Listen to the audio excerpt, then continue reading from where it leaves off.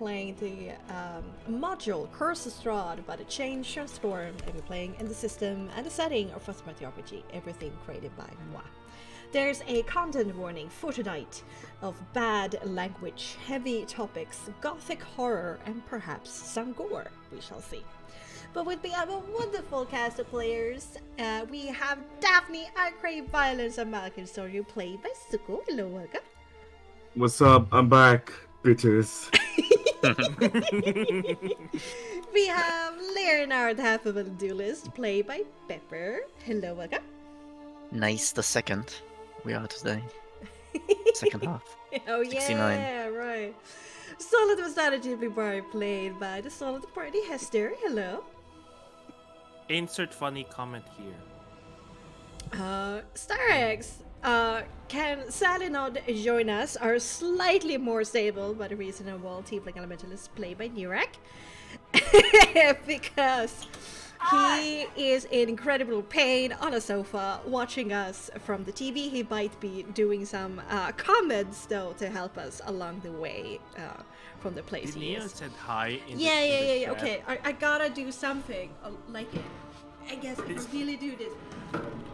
Is Hi! There we go. Now Yeah! There it is. Oh my god. Shells. Don't break No. everything, Bexxy. It's okay. It's okay. Yeah. Just some shells there in the corner I need to fix. Alright. I guess, Pepper, what happened last time? Yeah, so we started the session with Soul, uniting with Soul kind of after the first night there, just out of sight of Kresk. And kind of checked in a little bit about going forward and making sure Arias is hidden. And then when we got back, we were able to we found Nyanka and Katarina and I forgot the dad's name, kind of like waiting for us, and they wanted to invite us for some dinner and eat with us, and we accepted, and we had a nice dinner at their house. And then also we got a gift from what the village has put together for all the things we've done so far. Got the guy's name, but he found something with G was the name of the crest guy. They found the armor, or that from his great grandfather. I think his grandfather, Grigory Strum the Seventh. And Grigory, he is that's the Grigory Strum the Ninth. Grigory. I think we also were appointed to him if we wanted to find a better fitting cloak for Arias. No, or- we went to a new establishment, which was the Swift House, which also took care of the largest group of sheep in town.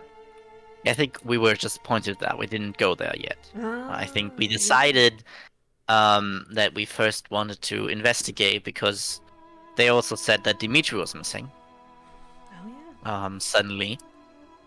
And so we decided to first go to the pool to see what Soul will experience, and then check out Dimitri and what's going on there. And when Soul did drink from the pool, the spirit that he saw earlier appeared again before us, and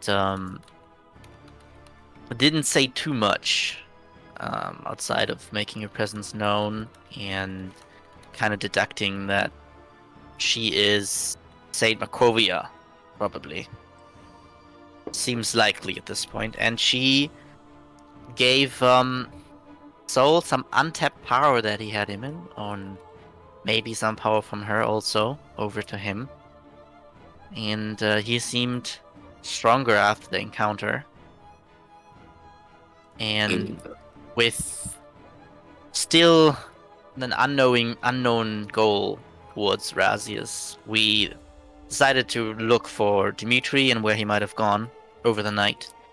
we had Daphne looking for some footprints, and we did find them leading up to the Abbey. And we are somewhat maybe hastily wanting to go there due to we don't know what Dimitri is getting himself into. We know what his wife got herself into by going up there, trying to save Mirko, and now he went up there also. Yeah. And that's kind of where we left off, Yeah. wanting to go up to the Abbey. Indeed. Thank you so much. And I guess we talked about a potential group name involving blue as a thematic. Yeah, you did. You did. All right. Let's get back into it, shall we?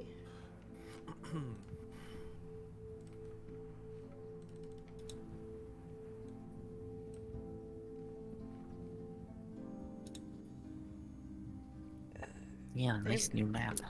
Yeah. Overview map.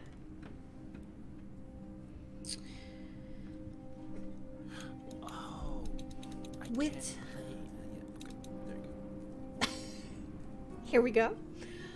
With Sorry. concern and a bit of dread pulling in your stomachs, you turn your attention to the path that snakes up to the Abbey of St. Macovia. It's a short journey there from the pool, but there are a couple of things you notice on your way.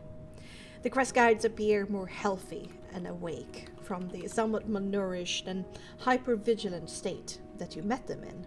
And there are several friendly waves coming your way as you head down the upper ring road in the height of this afternoon.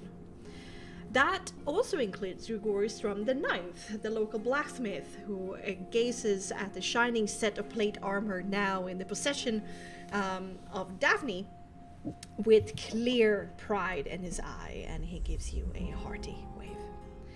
And you can't help to feel proud in turn. Barovia is bleak, dangerous, filled with despair, monsters, and torment, but here, in this remote, cold, homey corner of the valley, you have made a tangible change. Lit a beacon of hope within this people that at least they can live dignified lives in the shadow of Castle Ravenloft and the demoness that dwells within. The second thing you notice is a change in the weather. There have been a fresh breeze all morning, but over time, the wind speed has increased. There's now what you could call a fresh gale. A sudden gust of winter cold wind comes flying past you on the road, so strong you have to catch your cloak or clothes to not flap around you so violently. The crest guides change their tune and vacates the road to head home with worry on their faces. So far, however, it's not too bad, and you continue on your way a bit more hastily towards the northeastern corner of Kresk, fighting the wind as you go. As you find yourself at the cusp of the mountain road that would deliver you to the Abbey, you pause in apprehension and perhaps in a need to talk and confirm of what you're currently doing. But then, you're interrupted by a dark humanoid figure that is slowly making its way down the Abbey Road towards you, keeping close to the mountain wall in protection of the wind.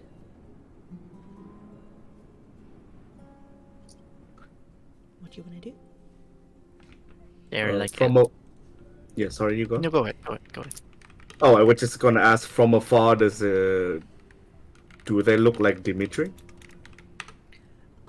So far it's a little bit hard to tell with the wind, but when you squint a little bit and let him take a few more steps towards you, indeed, it is Dimitri.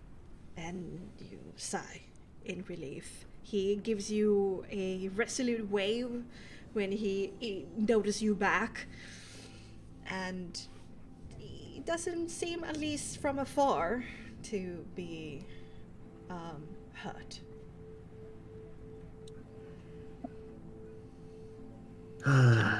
Dimitri?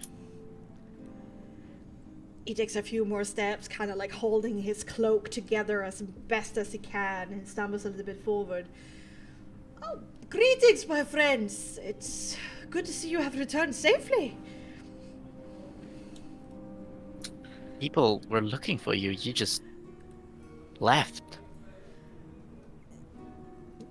Well, yes, I didn't mean to make anybody worry, and he kind of like take refuge and rests a little bit up against the wooden pole that is this kind of gateway just before the road up the abbey that you can see over there, just north of Lucas' house. I felt like there was something I needed to do.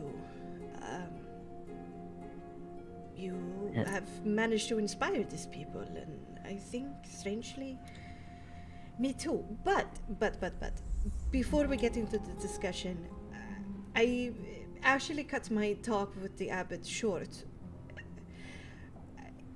I know it in my bones. I've been here long enough to know that there's a storm coming. Like right now? Well, it's going to hit in a while, but soon. They can be pretty fitful, at least this time of the year. Okay. So, what did you want to do? Why did you go to the abbey? First, I need to ask you for a little bit of help. We need to secure, a lot of roofs, the sheep, help make sure everybody is all right. Again, Sure, do but- you? Yeah, I think some explanation would. We can do walk and talk, I'm sure. True. I mean, sure. Yes, most important thing is to help protect the crest guides, right? As you've been telling me. Mm-hmm. Why don't you stay out the storm in my house? And we will talk about it then, alright? Let's get our hands dirty first. I'll make Alright. an insight check and an empathy check. Sure. Yeah. Go ahead. So I'm gonna see if he just, tries to just avoid the topic at all costs. Empathy, composure, I assume. Not empathy, manipulation. Are you trying to seduce him? oh. Well, good that I'm good at that then, if I ever need it. Yeah, it's like it can be a little bit like intimidating, making somebody fear. It's like manipulating people's emotions. Yeah, or getting someone into like a certain state. Yes, exactly. Oratory could also be empathy manipulation. Good old 9. A good old 9. Yeah. You're a little bit Can taken I aback. You're a little bit taken aback because Dimitri, you know. Yeah, he was freaking out earlier, like. He is. Yeah, and also, actually, Suku, I didn't say that. He did get the information from the Anka about his son being, about to be turned into a werewolf, basically. She made she told. Oh no, Damn. he already is. Kirill informed you. Hmm. That Ilya already was.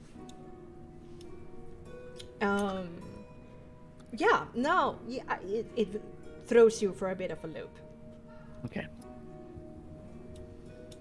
For sure. Well, I guess if He what can goes we do? past you and like pats you back and like heartily and says, "Come with me this way."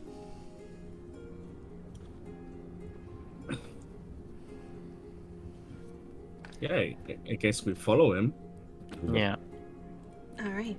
And for the next hour or so, the wind slowly increases over time, like indeed going from this fresh gale to becoming stronger and stronger. Dimitri, Dimitri sends you out to different houses. Suko becomes very popular because you're like strong enough to like tie things down or lift things, and he kind of calls for everybody in the town to help out. And make sure that everything is secured and tied down. And it's like, we don't need to roll for these things because they're simple enough, but it's like a lot of manual labor and noticing where you need to help, and what needs to help with. But the quest guide seems knowledgeable in this department. It seems like this is not the first time something like this has happened, and indeed there was already other people than just Dimitri noticing that something is about to go down. Is there anything in particular special you want to do? Help in a particular way, or be lazy about it? Like how do you go about this? Or just following Dimitri's directions and just, doing what you're told. I think becomes somewhat noticeable, even though Leo's doing a good job at not showing it, that he has no clue about any of this, like how houses work and why this needs to be there. It's he needs direction on very simple things. Right. But he's not stupid. He sometimes just tries to figure it out on his own and goes somewhat okay. Gotcha. I think you end up being a bit of a runner boy, like moving things from place to place. I think Daphne definitely like similar to the scene where she sort of told the party how to camp in the snow. She's sort of doing like the same thing to the villager, like just showing them like not only to work hard but to sort of work smart and in a correct way also. It's like you have to like hammer this down and all that.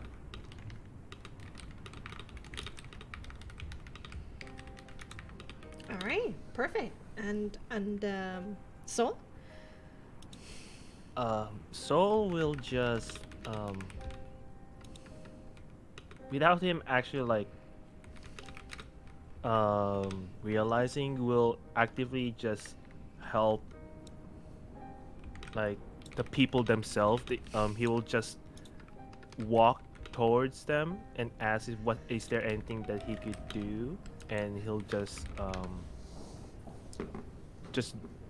assist the people as much as he can.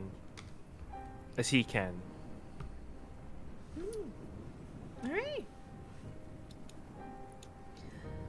All right. And at the point where like you're tying down the last two things, the wind has gotten so strong that it's like physically hard to like move against it, and you really need to like tie everything that you're wearing down, so it just doesn't rip away and fly away from you.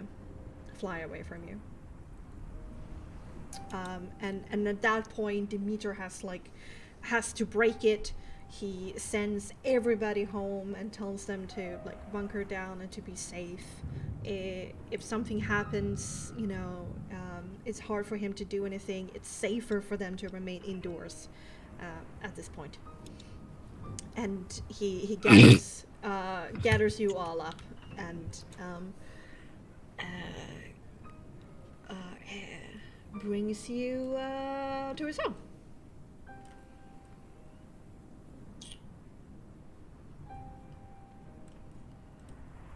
This one.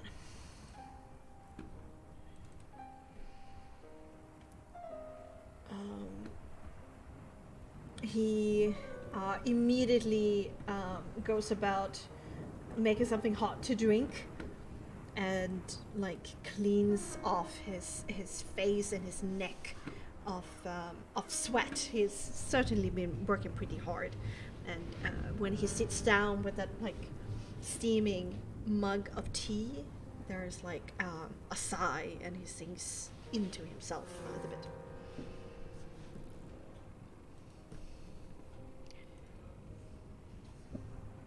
All right.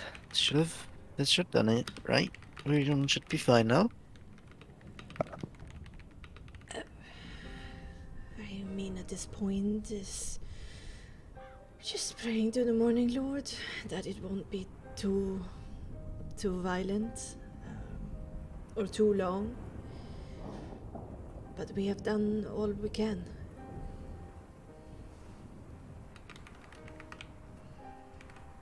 Okay.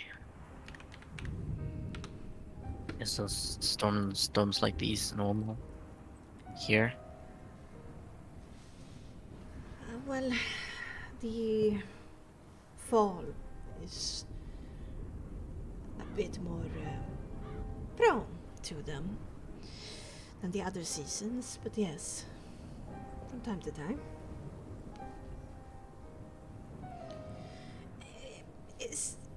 Is it not very stormy then from where you come from, Lerna? It seemed like, you're not used to this? Yes, yeah. It's just not stormy where I'm from, so we don't know. I don't have to deal with, I guess, whatever the storm is gonna bring. So it was a bit new to me. Maybe it's something a part of the curse. I mean, I'm sure there's a way to magically create storms and stuff. I think storms in of itself is like a thing that exists. I just, I think it's probably like depending on your surroundings or something.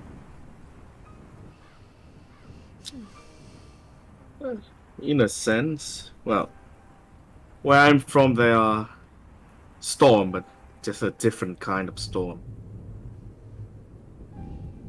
What other kind of storm is there?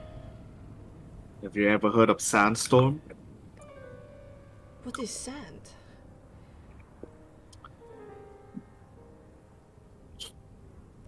And they definitely realized that there's no sand in Barovia?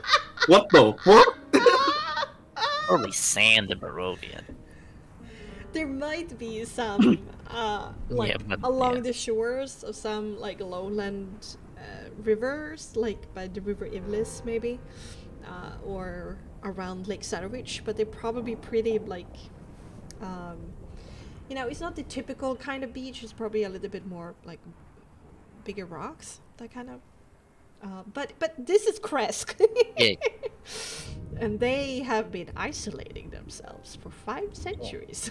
Sand is something that like exists near like big pools of water usually. You know about glass, right? Glass? No. Well, okay, so sand is just like snow, but it's not cold. It's hot. It's almost like an opposite version of snow, kind of. Does it like burn you when it falls? No, not really. It just. I mean, if the weather is hot enough, and if you like snow, if you touch it, it doesn't freeze you instantly, right? Sure. Yeah, something like that. And I thought everything was bad here in Barovia. That sounds terrifying. Starks goes off into an explanation of like silica crystals, crystallized, and like more scale of hardness, and metamorphosis, a sedimentary like rock, like geology, and like Dimitri pretends being interested, but then is like lost half of the way, and like right. And then everybody kind of like ignores the last like 5 minutes of lecture from Sarx. I think we should get back to why you left in the middle of the night to go to the Abbey. Oh, right, yes, well, I did promise. It was not in the middle of the night, it was early morning. Right. Sure. I had a very difficult night, to be honest. I did not sleep much. A lot on my mind.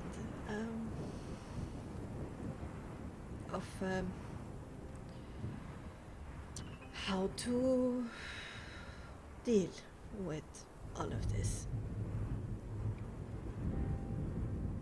The last couple of nights have actually been extremely hard on me. I haven't slept much in some time, actually. The wind at this point, like a heavy gust of air impacts the building, and you can feel like the wood creaking, and it almost like the roof is lifting a little bit, and then it settles, and then it goes back to kind of like the steady onslaught. I think survival.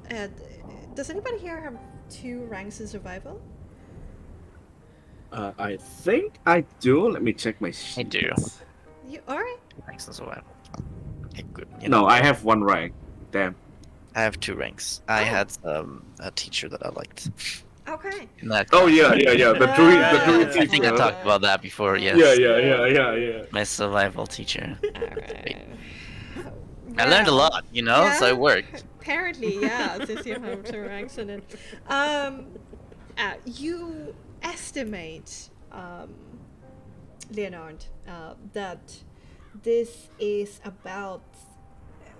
It's a little bit hard to tell, of course, because you're not measuring to us, but you're in the ballpark of like 80 to 120 kilometers per hour wind speed. Which is violent storm to like a category 1 hurricane. Yeah. Boy. So going out right now might be lethal leaving this house. Like to that point. Yeah. There's With that probably much. a few trees you won't survive this evening.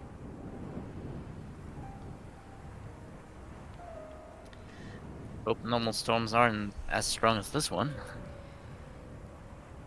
Can only estimate how I dangerous that hope could be. it doesn't get worse than this. I think we're so far. I think we're able to handle this, but if it gets worse, well, everybody, join me. Morning, Lord. We ask you, and like he closes his eyes and does like this, symbol that is very close to Boreas, but a little bit altered, and he goes off into this pretty common psalm, asking for strength and vigilance and protection in these difficult times. I guess we have a Yeah. basement, which That's good. Yeah. Basement is good. for now it should be fine. It's why it's there, just in case. But yes,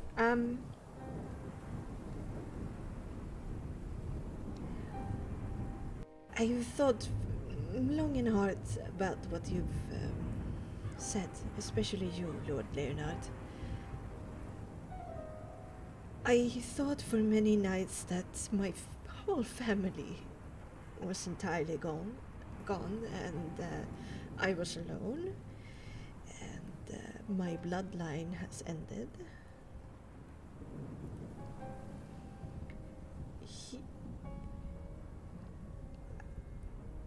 But Nyanka,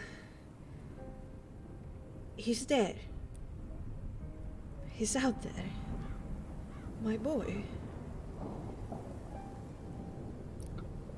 And I realized that perhaps I haven't been taking my duties seriously enough or done them well enough.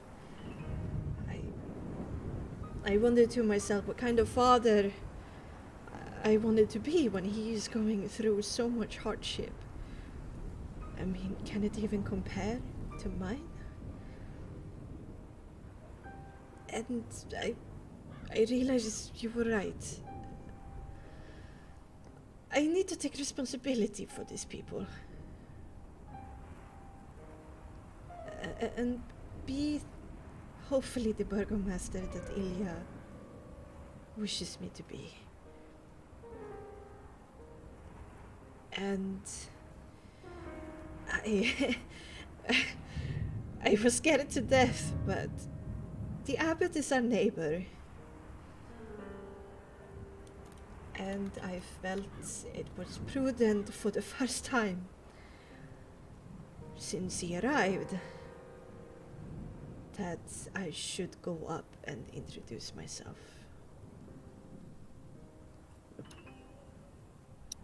And you only did that, right? Only introduce yourself, and there's nothing weird. You didn't make any deal with him.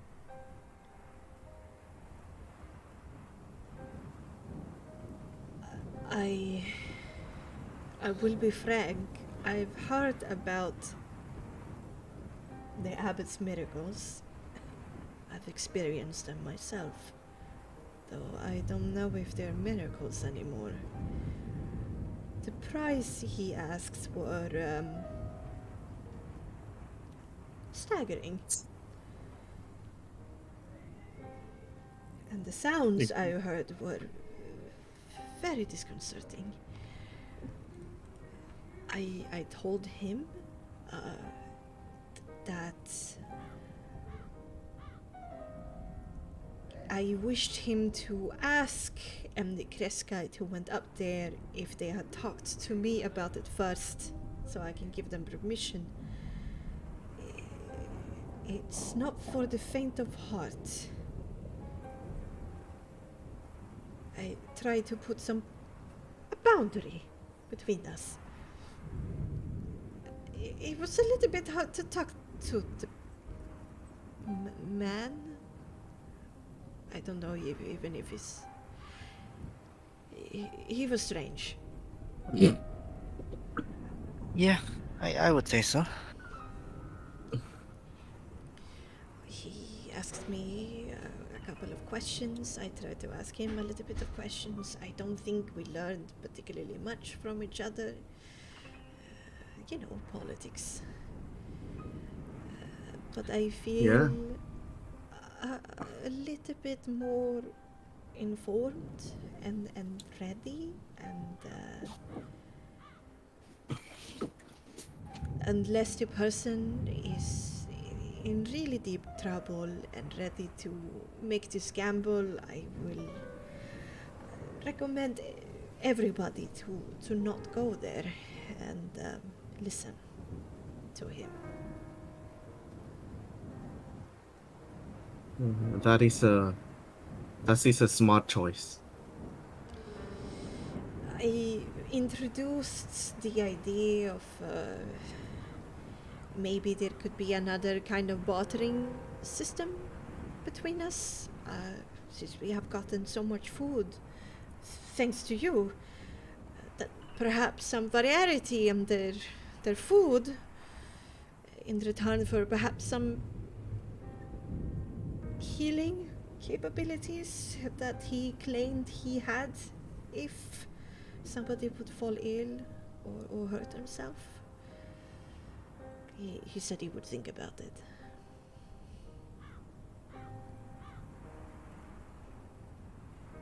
Yeah. So I've told managed to my just keep him at arm's length then. that's my plan. Yes. It's unfortunate. I don't think I can oust him or force him away. I don't think our mortal weapons have any effect on him. So I have to deal with it in some way, don't I?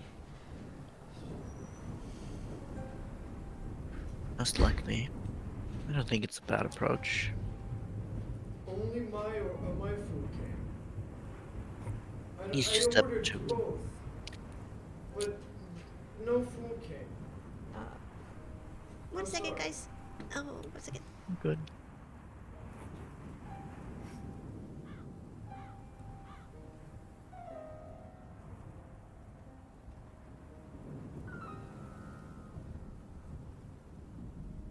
Let's go back talking about Sam.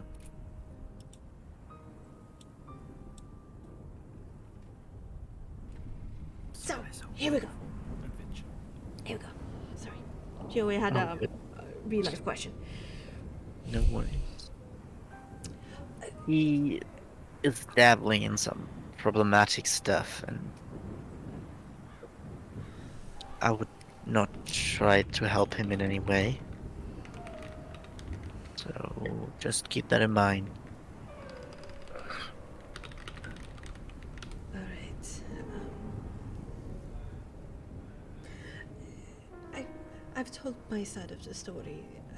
Please, tell me everything about my boy. Is he well? Is he He- alright? He's alright. He's getting taken care of. Even though it might be uncomfortable to have your son being taken care of by someone else. I clicked twice on 2 things. Nothing came. Vi tar det sen. No food. The delivery service fucked up. Is that? Sorry, what did you say, Leonard? He's getting taken care of right now. Although it's obviously uncomfortable to have your child getting taken care of by someone else, I think he's doing well as he can in the more difficult times. And he has people that care about him. I think Did he look healthy? Are they feeding him? he looked healthy, yeah. Yeah. Yes. Nyaka told me he was in a cage. He's going through a transformation right now, which can make him dangerous until he has it under control. So I think that is So it's partially only why he's temporary. what is only temporary. The cage. Yeah, the cage is only temporary. Alright, okay. Please explain this all to me. It was hard to understand. Nyanka is a little bit scatterbrained. I scantily know what even a werewolf is. Yeah. Well, it's problematic situation. I mean, you know what a wolf is, and a werewolf is a human or any other race that is capable of transforming into a big wolf, very strong wolf. So they're very strong, and usually they're just out there to survive for themselves, but that does include increasing the numbers as of right now, which is something you guys had to look out for. Nyanka, you said something about that. What's happening? Are they gonna take more children from us? Well, they don't want to make a ruckus. So, if they can get away with it, they will. I think they're not necessarily out there to, like, murder people or anything, but they have the chance to snatch a kid that they can increase their numbers, then they will. Doesn't matter from where. So no child needs to be unattended. Normally how they do try we- to take kids that seem to be kids that no one cares for. Kids that don't have anyone that looks out for them. But they might be also in a dire need of more people, so they might broaden their requirements a bit more than usually, which I think is why Nyanka was taken.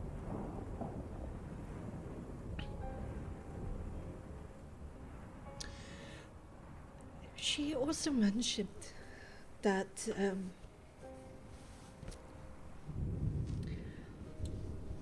demoness, the she-devil, was mentioned a lot. Are they working for her? Will Ilya be working for her? Well, that's a complicated relationship. In what way? She is the probably strongest being in Barovia. And if she wills people, even though the werewolves are extremely strong and there's no fighting them from our perspective, strong for us or for Kresk, they're definitely not strong enough to count us. And any powerful force in Barovia, she tries to counters will try to prevent them from straying off her path, obviously. Because any stronger force in Barovia could be a threat, if not kept under control. I think the werewolves are not happy, necessarily, but they're also looking out for themselves, and I think they're aware that they don't want to mess with the she-devil.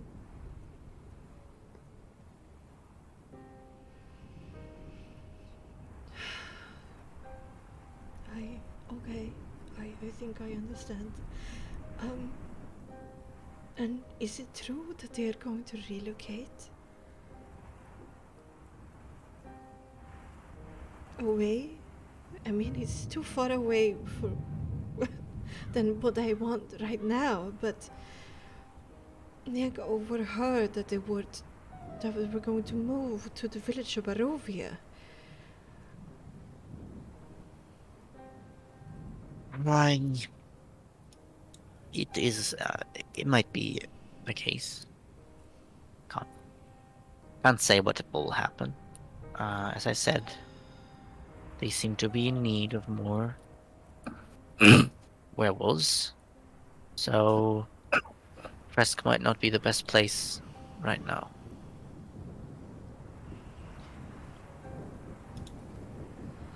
If things continue as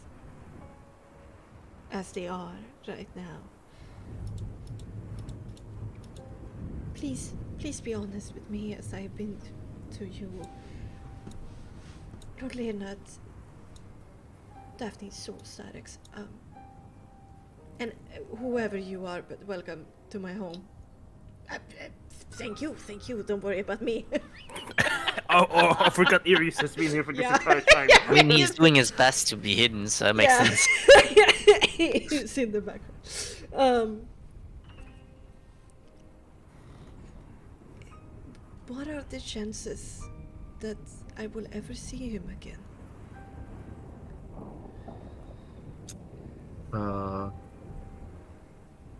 It It's hard to say.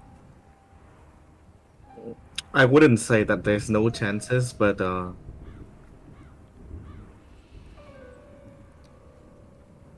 should I state this?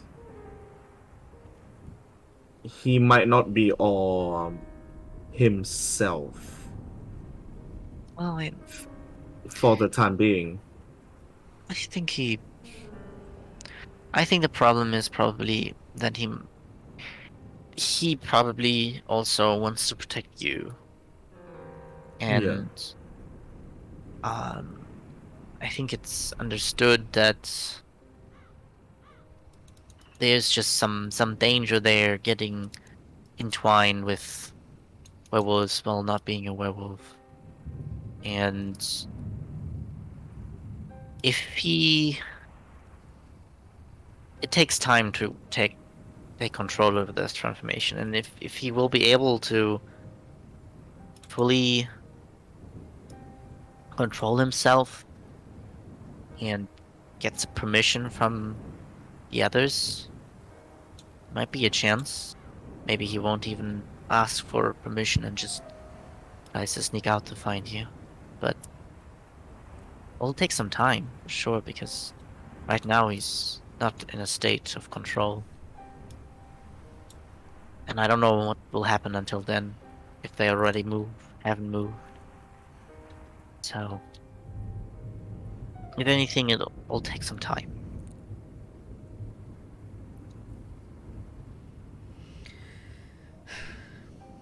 All right. And you were sure that there were some kind people there? Kind werewolves? I think if they weren't kind, they would have torn Crest to pieces by now. Because they're capable of doing so. Could have forced you into slavery or whatever. They're powerful enough to do that. They mostly seem to honor what they have and look out for their clan and themselves without causing as avoid all pain and unnecessary pain. Otherwise, I mean, you would have known them way earlier. Known about them way earlier.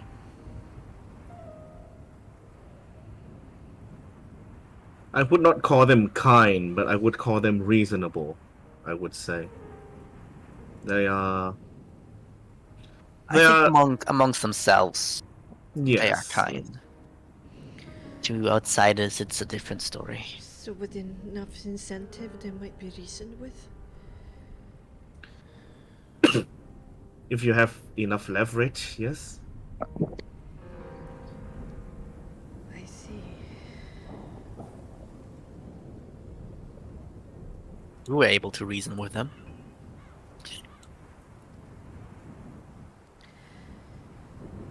That's why But we're we here. will. Thank you. For telling me. I have a lot on my mind. And I need to think about what direction Kresk is going to take. Where our part will be in all of this.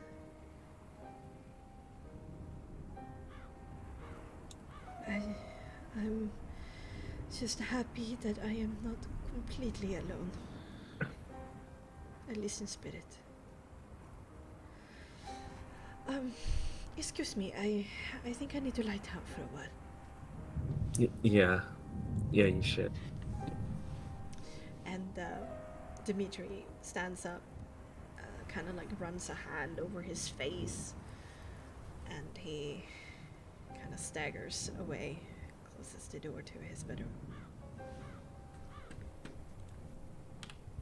Rest well. We'll make sure to check on the storm. And we'll make sure it doesn't become too strong.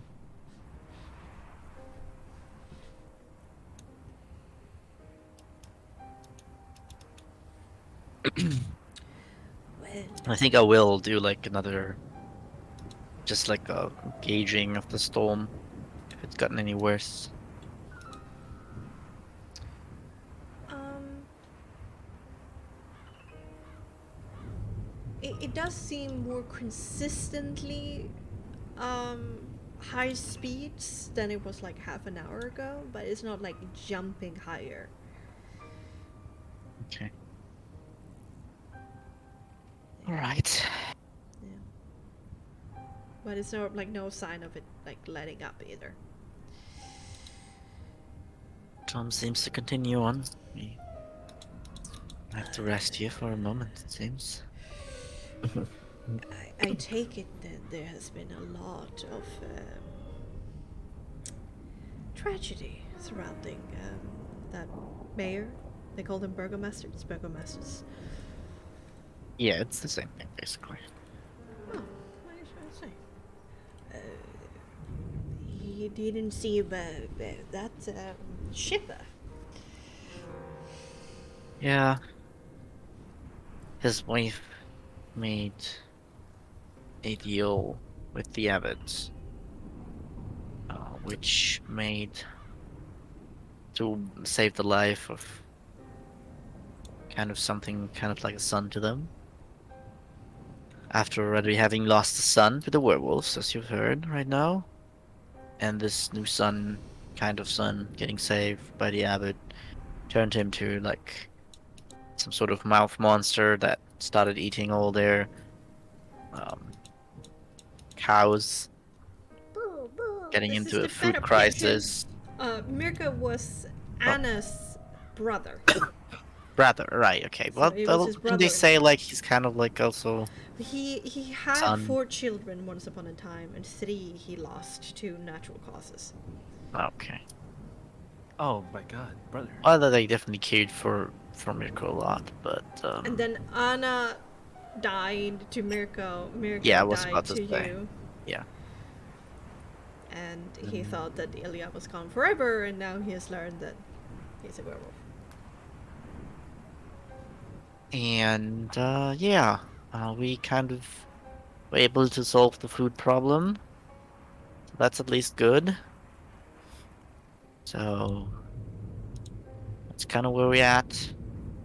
Just for your knowledge, Kresk is kind of like the only city. I mean, you can't really call it a city, but the only town that is tried its best to stay away from the influence of the Countess. That's Which is why you're pretty probably... resolute. Yeah, I mean... I just think they're When, not dangerous enough to be cared about. when we first arrived here,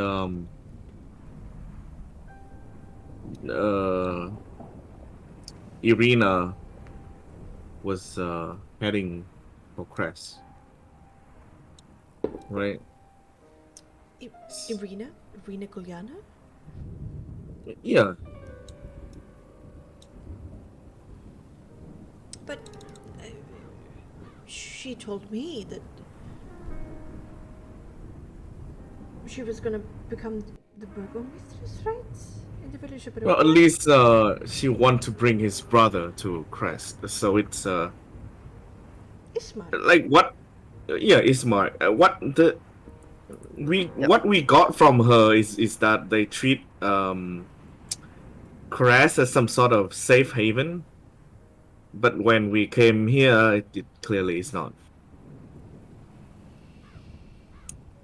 I mean, Well, somewhat of a safe haven, I guess. In some aspect. Yeah. if I compare what I saw from the village of Barovia, I mean, to this, it's, I mean, it is a safe haven.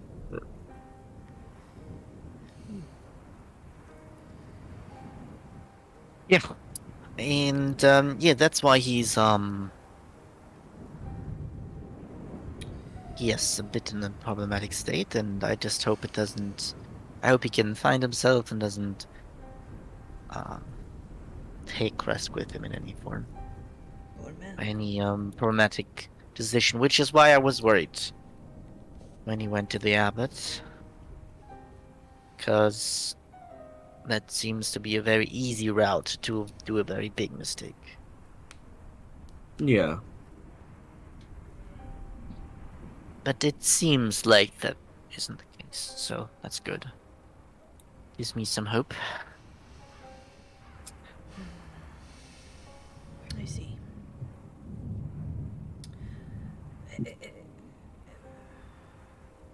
To consider my very own mentor as a dangerous being is.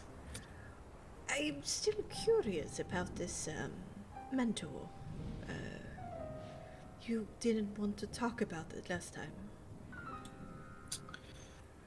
Right. Well, where should I start? Well, I mean, from the beginning works for me. And he brings up his notebook.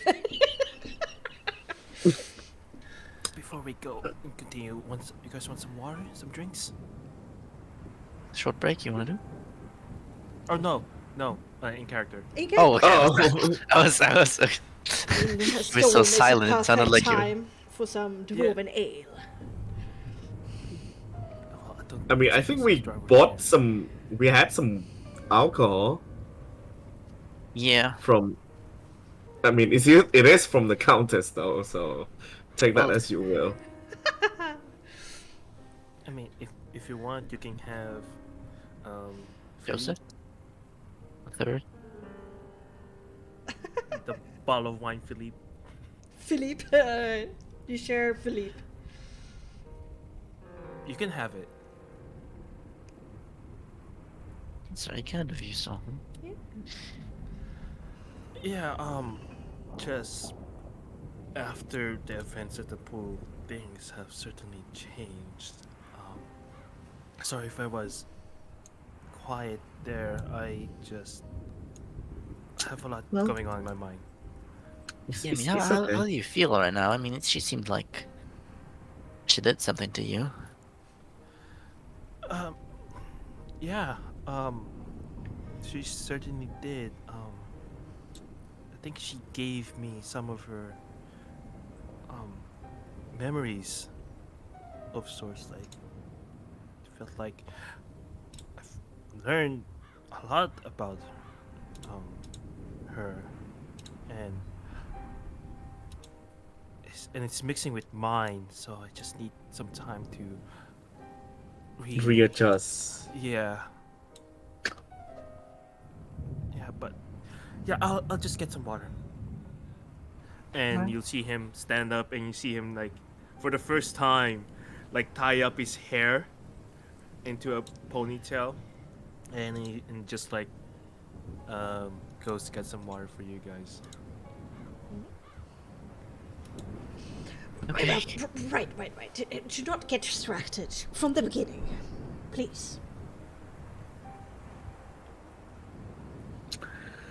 Right. So, I'm not from this plane.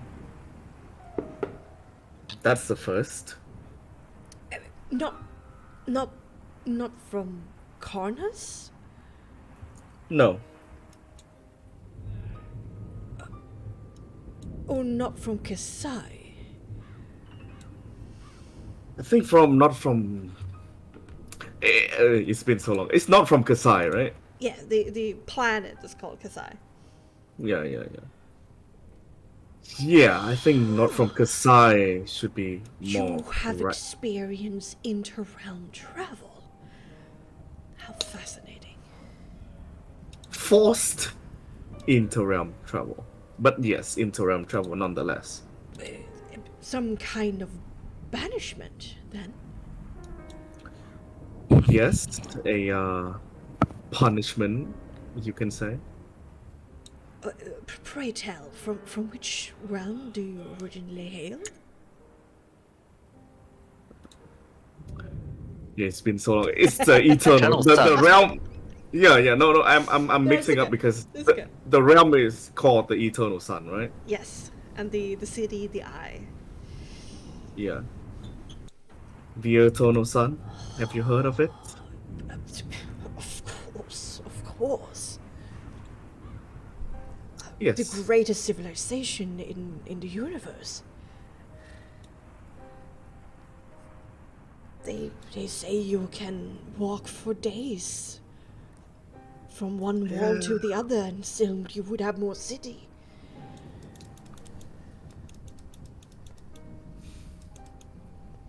Oh, that's why sand. Ah, I see.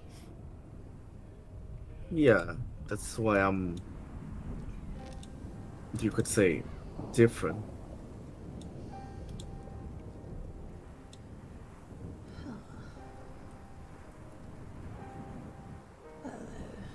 That's the first one. I mean, from time to time we do get travelers, but usually not in this corner of the world. It's highly unusual. Not many people visit Kasai, probably for good reason.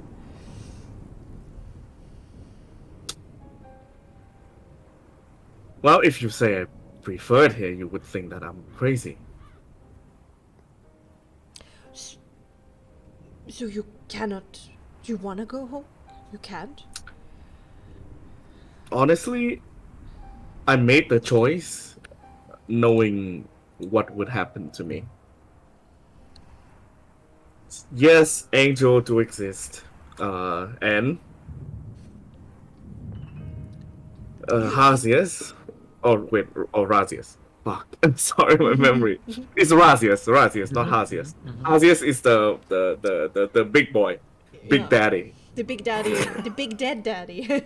Yeah. Dead, yeah. The angel god of restoration. Yeah. Yeah, angel do exist, and Razius is one of them. So you are of the celestial bloodline then?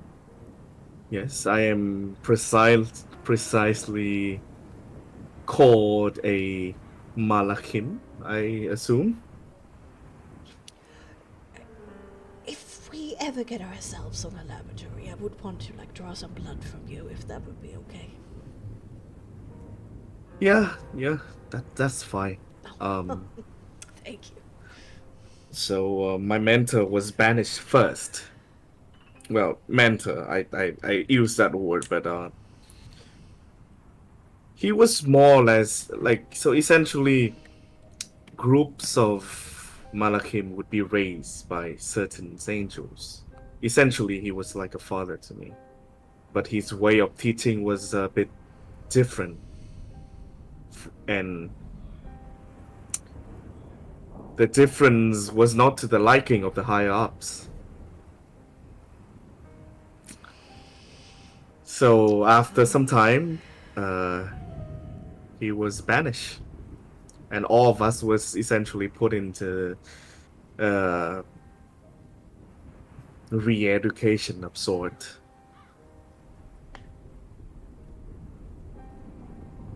The realm was red, alright. I give it that. Full of riches, and honestly, I could live quite comfortably there if I would just follow orders. But that which is not who I am, that not what I was taught. I once stood up against injustice. And what I receive is injustice brought upon my own head, my own self.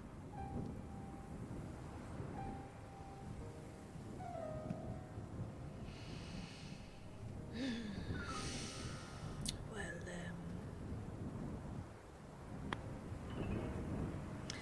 I've heard many good things about the Eye. But I also heard some criticism of how large the stick is up their asses. Yeah, it's Bureaucracy taken too far, if you ask me, it's quite pretentious. I see. Yes. Well, I'm sure glad that you were here. with us right now. I mean, it's certainly better with you here. Though, of course, I do not wish that you were taken from your home, but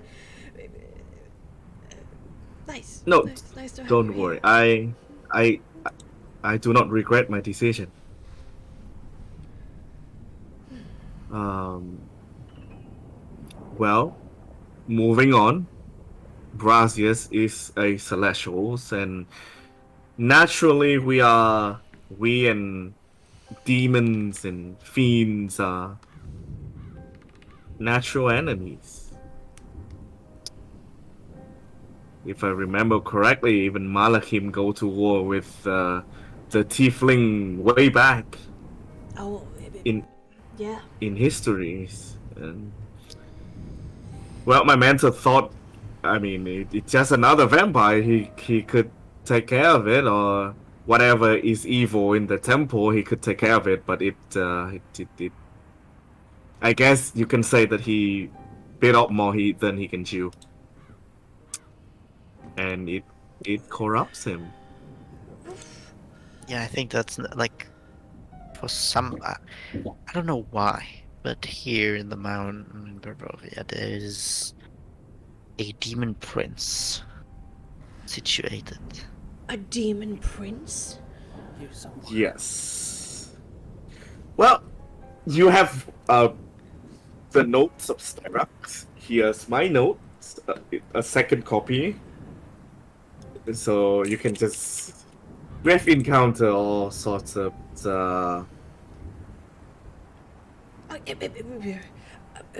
Devil or demon? First of all. demon. Yep.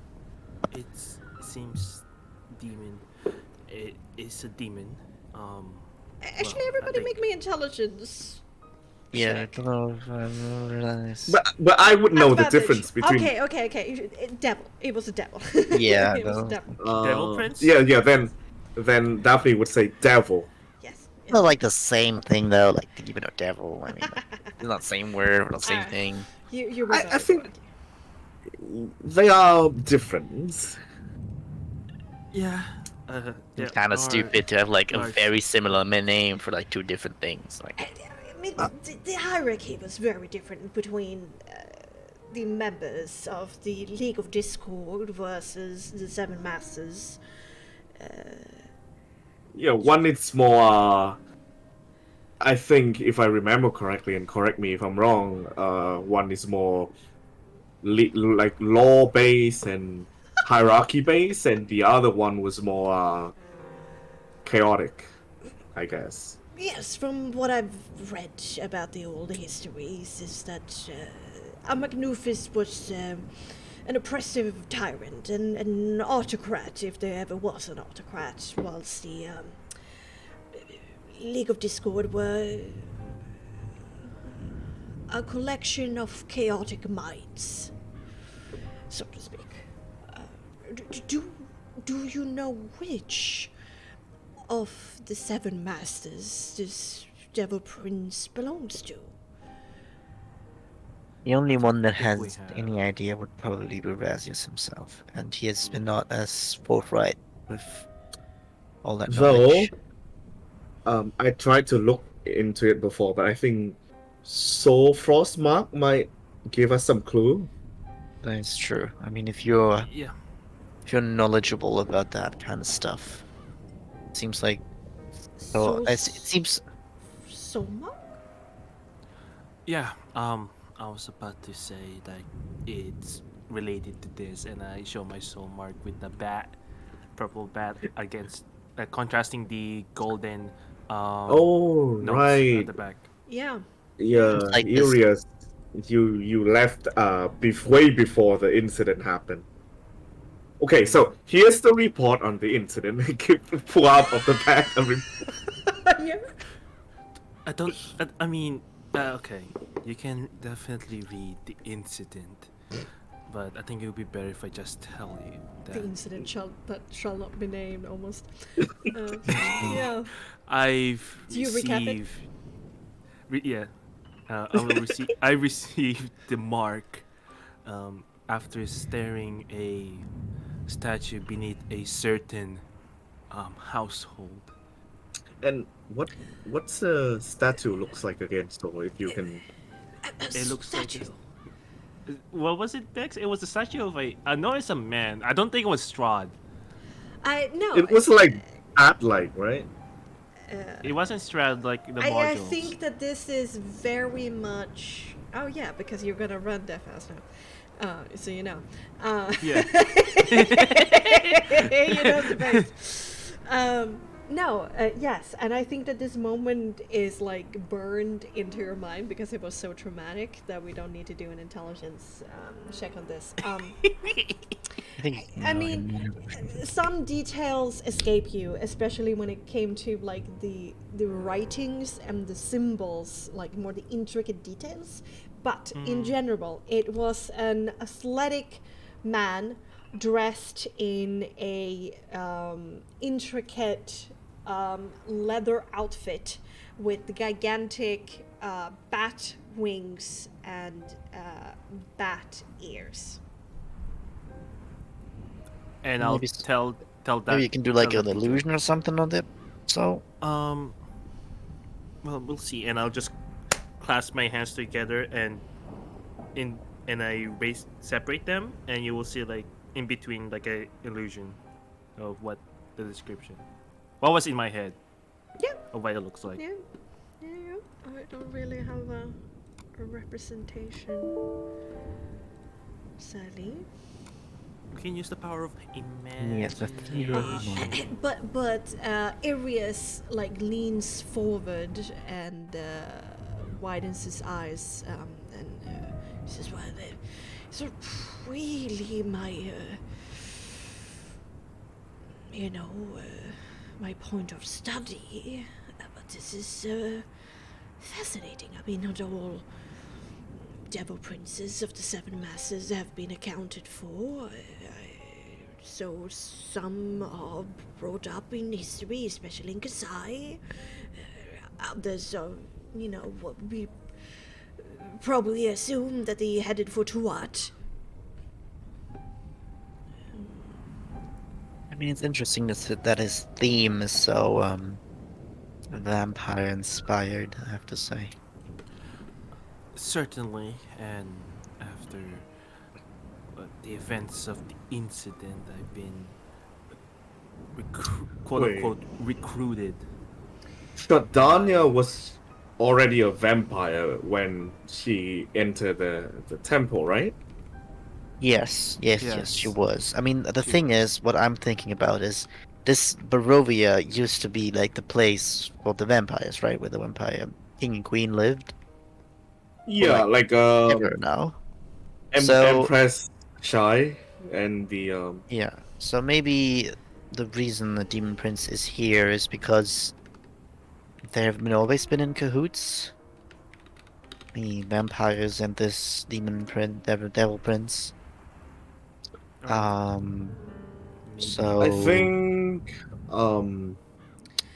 Arius Maybe- is going to do a very hard occult intelligence check. okay, That's gonna help. guidance. I'm pretty sure Arius has something, Yeah. know about it. Do you Maybe have give a- him an inspiration? Yeah. Okay. So Yeah. D6, guidance. I will allow Yeah. you to give him guidance as well because I'm setting Yeah. the difficulty here to DV30. And I would say that okay. since Starix has 3 like proficiency in occult, she can probably help. Yeah. And maybe too. like throw out book names that have something to do with that, and he can think about if he. Sure, and Daphne's background as well. I mean, let's say this will be like a study session and like putting your heads together. Let's say this is gonna be like an hour of like focused thinking about this. And Okay. Leo's gonna just sit on the outside. and indeed, this is going to be a DV30. Let's roll the die. Okay. Ooh, 19. Like to see that. Didn't need our help at all. He just did it on his own. He was just like, oh wait, I remember. Why do we need to do study session? Photographic memory at work, guys. That's photographic memory right there. It just Like, needed Styrax shouting out a book, and he already had a 19. Iria's Also- brain expand. Also, Bex, that's not a D6, it's a D8 now because I took a level. Ooh, Artistry. cool. Oh god. Okay, let's. I mean, with the reroll. D8, we could get over. We could all get over. 40. Yeah, that's the thing. We might get over 40. Alright, 39. 39. Okay, Yeah, let's go. almost. Fucking hell. Jesus Christ. Pretty good, Iris. Pretty good. Hey, this is the perks of taking notes. Me and Cyrac take very detailed notes. Yeah, no, and I want to reward you for that. With the fucking reports and everything. Dude, you're just 1 point, like, till nat 20. And that could have been like 40 plus. 40, yeah. And a nat 20. It's like, yo, ultra think giga brain. That is the highest skill check yet in the campaign. I think so. Yeah, I mean, Right? obviously. He has 4 ranks in the cult. So Yeah. We couldn't that even makes sense. start with 4 ranks in anything. Open your your safe, your vault of lore. yeah, Bexxy. I am opening my my lore safe. Give us the lore. You're gonna go to a page that is like last edited by like 2010 It's or something. kind of like that. Like, and now I need to like bring together some scattered thoughts. Digging You're deep. opening the deep notes. The deep notes. Mm-hmm. It's just like I like to imagine like Iris is thinking, and that one singular neuron just activates, and just like oh. Yeah, kinda.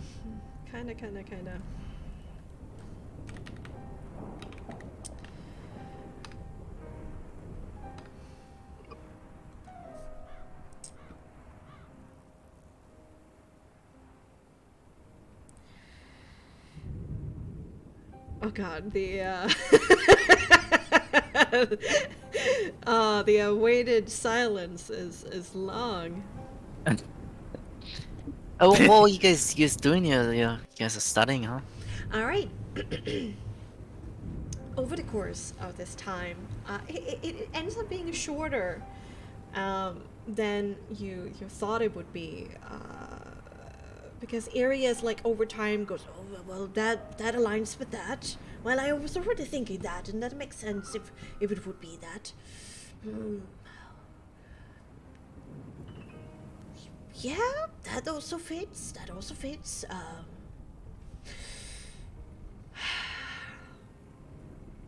I'm pretty sure. Okay, you With- pretty sure about? All the things you told me. That this is the very elusive demon devil prince of Meulen. The dead lineage of pride and envy. Pride and envy. Oh, well, that makes sense. Can you give the name in the chat? The Meldivinsa? So you're telling me that well, according to Styrax, will be Oh. heavily influenced by a demon, a devil prince consists of pride and envy. Be right back. Yeah, I mean, you seem to be. He made some sort of connection with you by giving you this. Actually, as Suka goes off and we have this bomb of an area of like a name drop, let us just refill our drinks quickly and go to the toilet. Have a little bit of a shorter break. And come back. I really want to fill up my glass, and I need to find a name. I need to find the deep lore. Okay, yeah, that's reasonable. Let's go. Oh good, oh good, oh good. All right, I all right. I'll wasn't be right back. prepared. I'll be right back. Yep. Name is I'll be right back, Chad.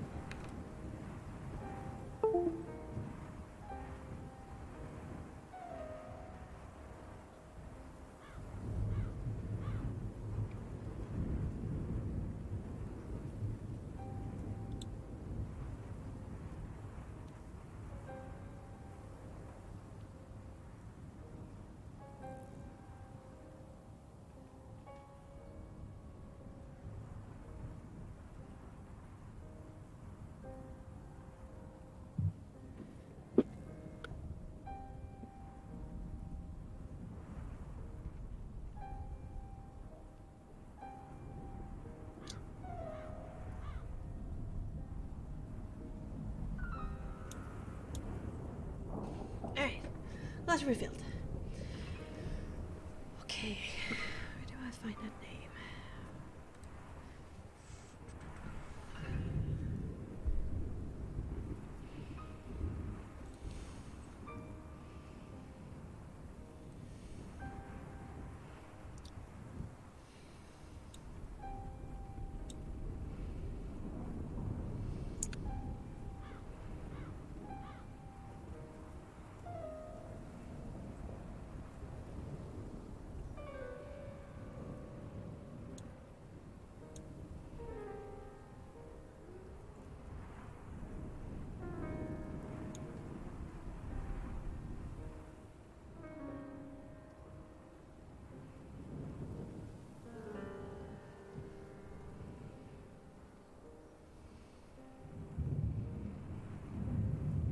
Such a long time ago I wrote down this name that it's completely disappeared in the crevices of my mind.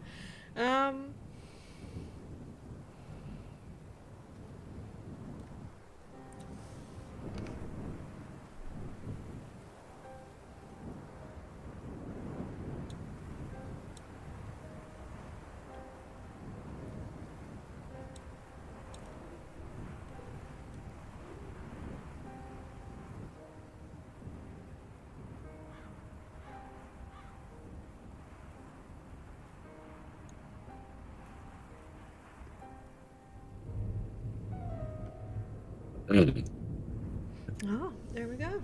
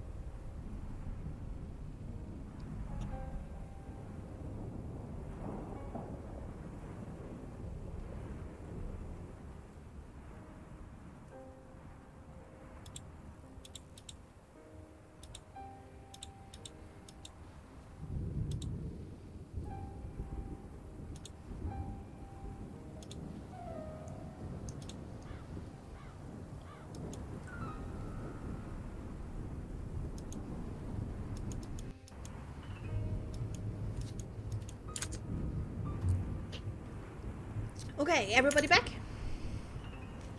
Well, I am here.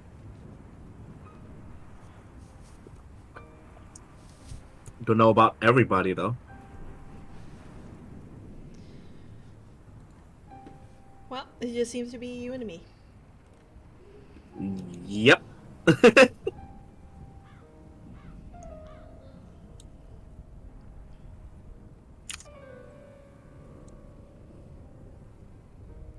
Well, that's not enough, so let's wait a little bit longer. Can you type out the name that Arias said so I can put it in the notes? It's in the chat. Yeah. Little Prince of Melantosia, the Malathiosia, Prince a of little bit Pride like and euthanasia, you know, Malathiosia. Malathiosha. Melantheosha. Yeah. Yeah, so this guy is not one of the this guy worked under one of the 7 evil, right? Now this is one of the 7. Oh shit!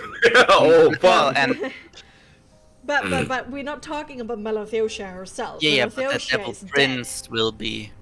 But this like- is the second in command of Melantheosha that is still alive. The Devil Prince or the Archdevil of Melantheosha. And Melantheosha is pride and envy.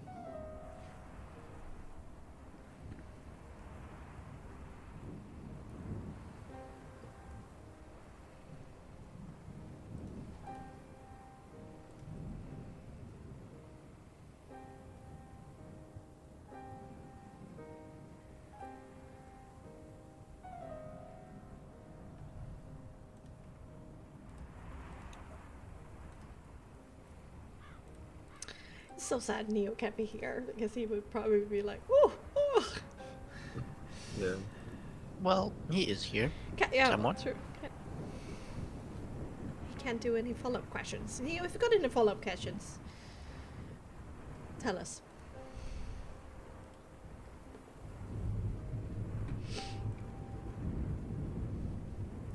So it's just Hess we're waiting for?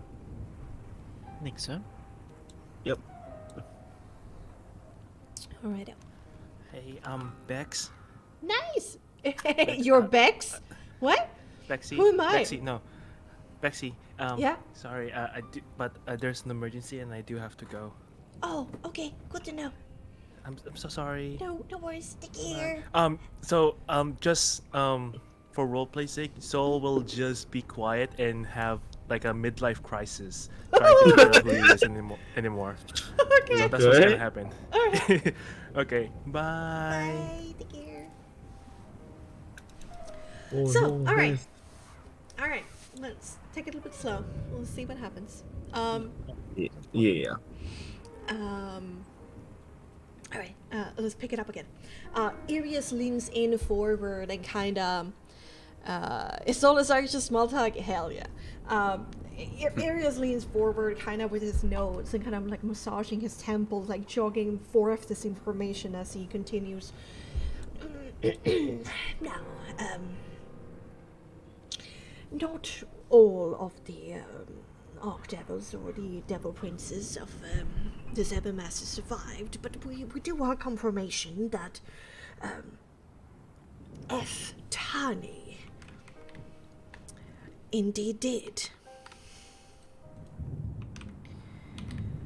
Well, that's the Whose primary form and symbol has always been that of a bat.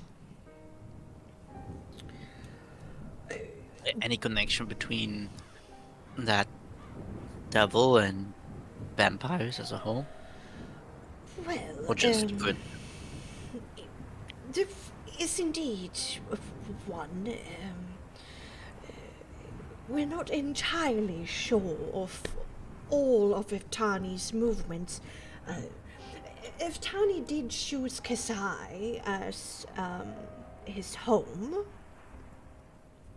after the War of Collapse had ended and the victors had divvied up the remaining planets and creatures, Enna, that remained. There were a bit of an equal amount of devil princes that went to Kasai and equal to Tuat, but indeed Ethani was one who went to Kasai. They have a bit of a, as I remember from the notes, I read briefly, there's a bit of a spotted history in Kasai, coming in and out of history, but has always been a rather ambitious figure,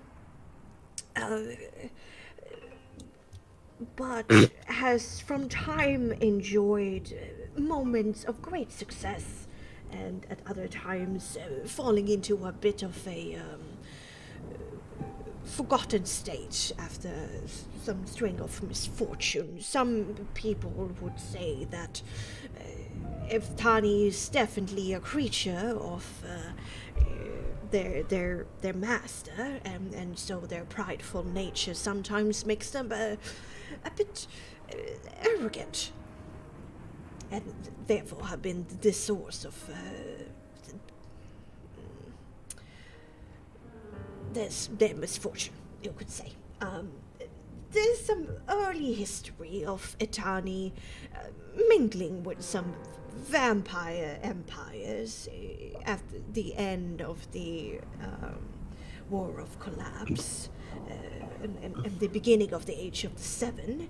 And it is rumored that Eftani, in return for some a gift or some kind of knowledge, taught vampires how to have a special connection with that of bats. Mm. Or Right. bequeathed them that power. But I will say that this is all very ancient lore. For the last, I would say,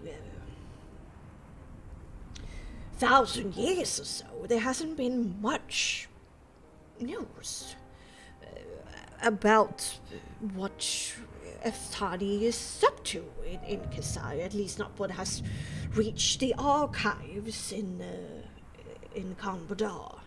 Well, that seems reasonable with my assumption. I mean, I assume Barovia might have always been in place of interest for the vampires. Because they built a temple for him.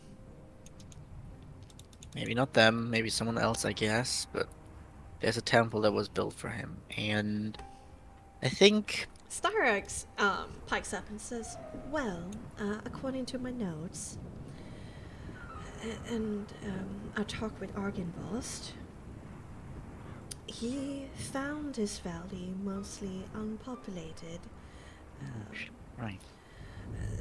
and That's right. discovered the temple in the mountains and had no clue what it was about, only spoke about this entity that tempted him to the point that he almost gave up, and he grew so worried, concerned about it, that he decided to create Argynvost and the knighthood, protecting anybody from approaching the place.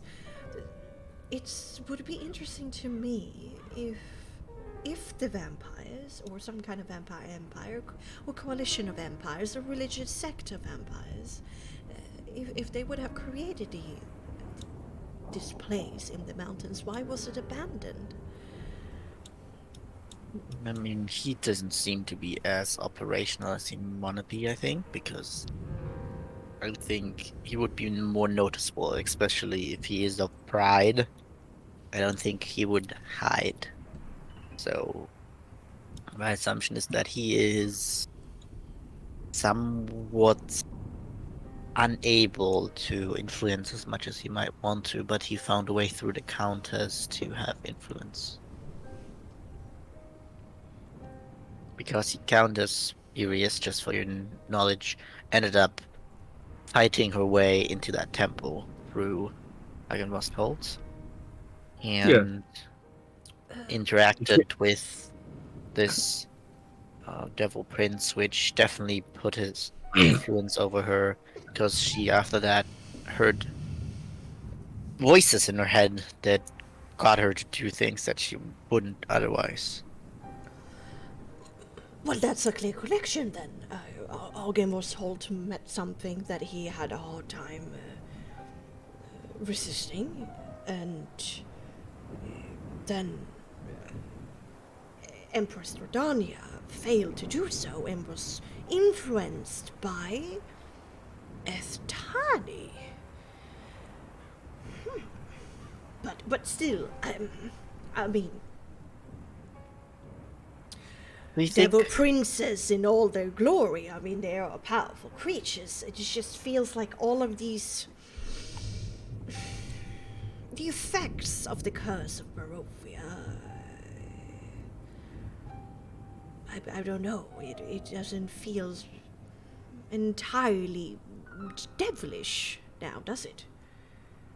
It Yeah, feels... I was about to wonder. I mean, if we're thinking that Eftani had some sort of trouble getting his influence out, is there a chance that any like some sort of powerful entity was able to like reduce his presence or curse him? And now that he found his way through the Countess to interact with her, the curse kind of encompassed all of Barovia to still keep the Devil Prince out or from acting the way he wants to act. Because I'm just thinking that and a Devil Prince of Pride should be more of a noticeable influence on the world. As you said, it seems like he just disappeared, but seems very unlikely, right? Or am I connecting things wrong? Well, there are some sources that are a little bit concerned. With being such an active figure in the rises of one thing and the fall of the other. Patches of conquest and misfortune through Kasai's history.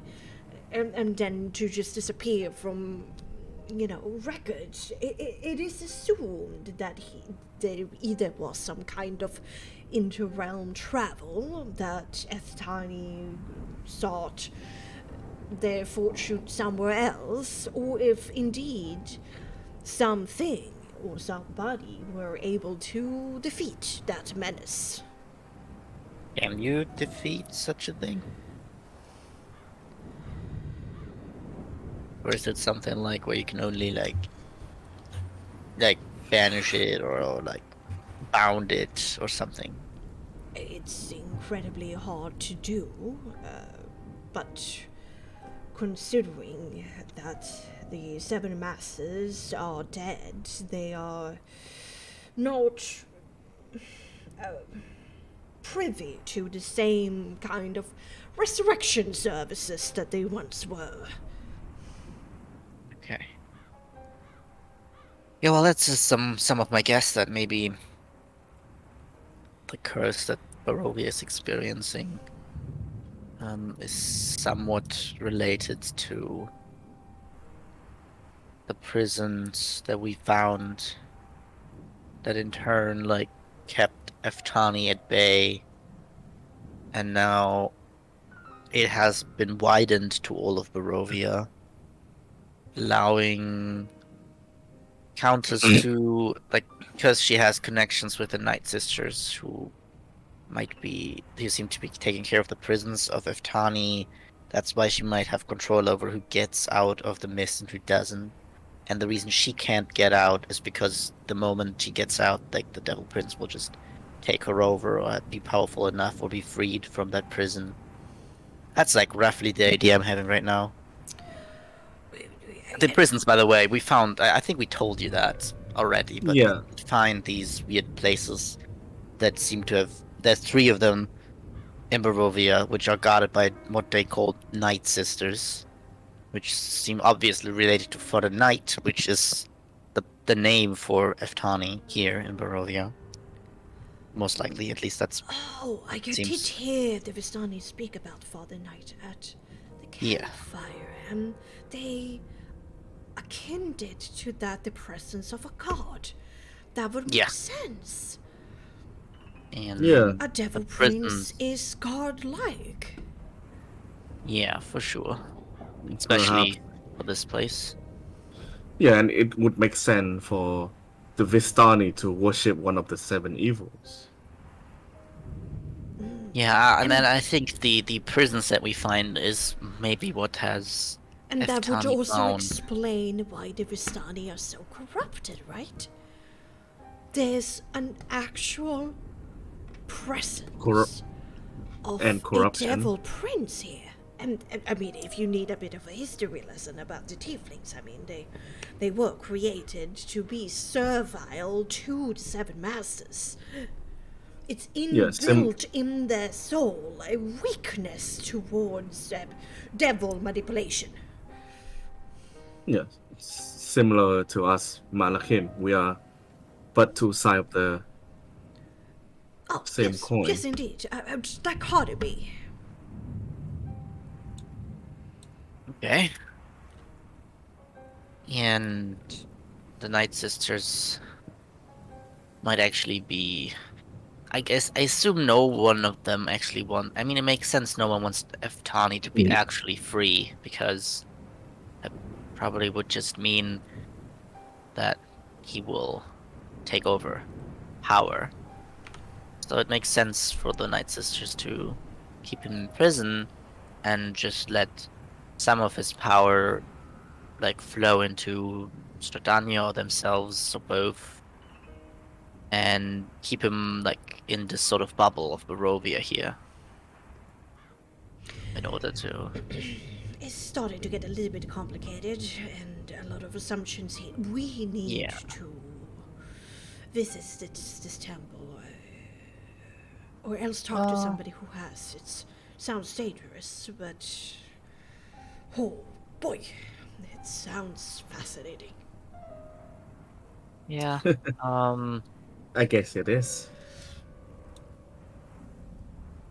I guess the problem is just, not only do we have two tieflings in our party, we also have a tiefling with some sort of thing marked into their body.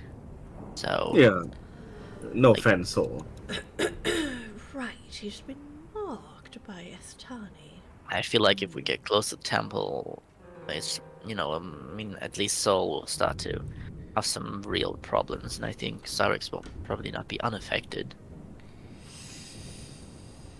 Difficult, very difficult. We would need some sort of protection that, protects us from this influence. I mean, maybe if we can figure more out about the prisons, and we have people researching the prisons, and if we maybe can capture that essence in some sort of spell work by you guys, then maybe we can protect ourselves, like invert the prison kind of around us and keep his presence out, maybe. I mean, that would be an idea. If the prison is what I think it is. I mean, it's called prison, and we have a devil prince here. I feel there might be a reasonable connection there. yeah, it's called a prison for. It has to keep me keeping something in there, right? Yeah, yeah.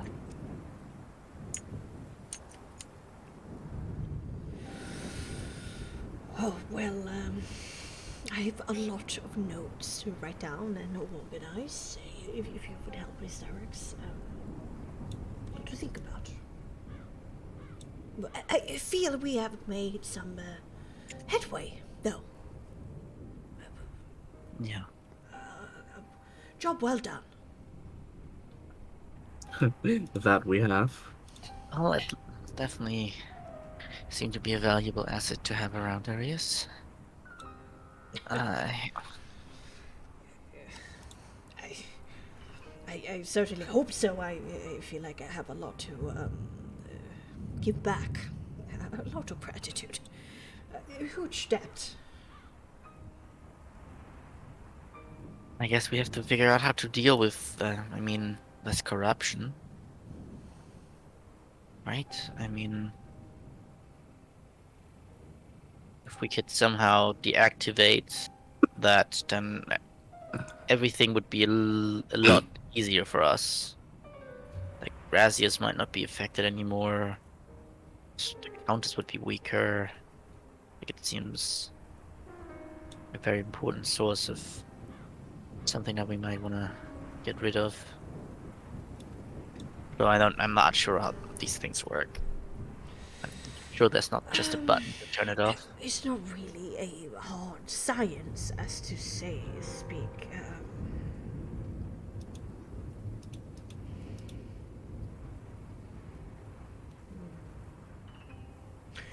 In this regard, it would have been good to have somebody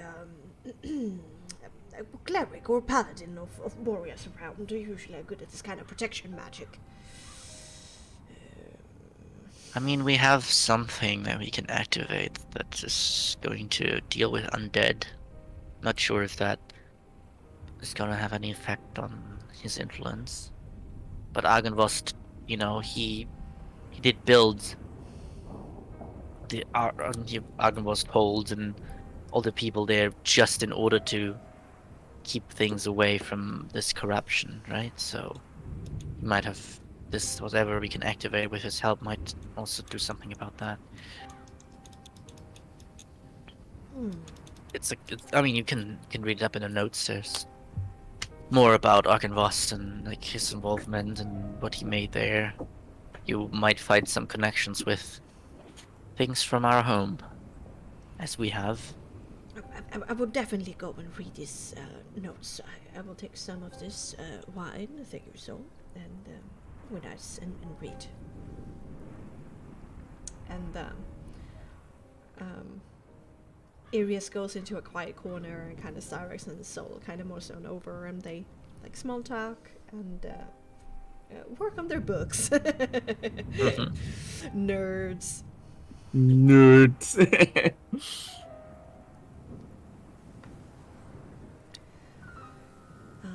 Yeah.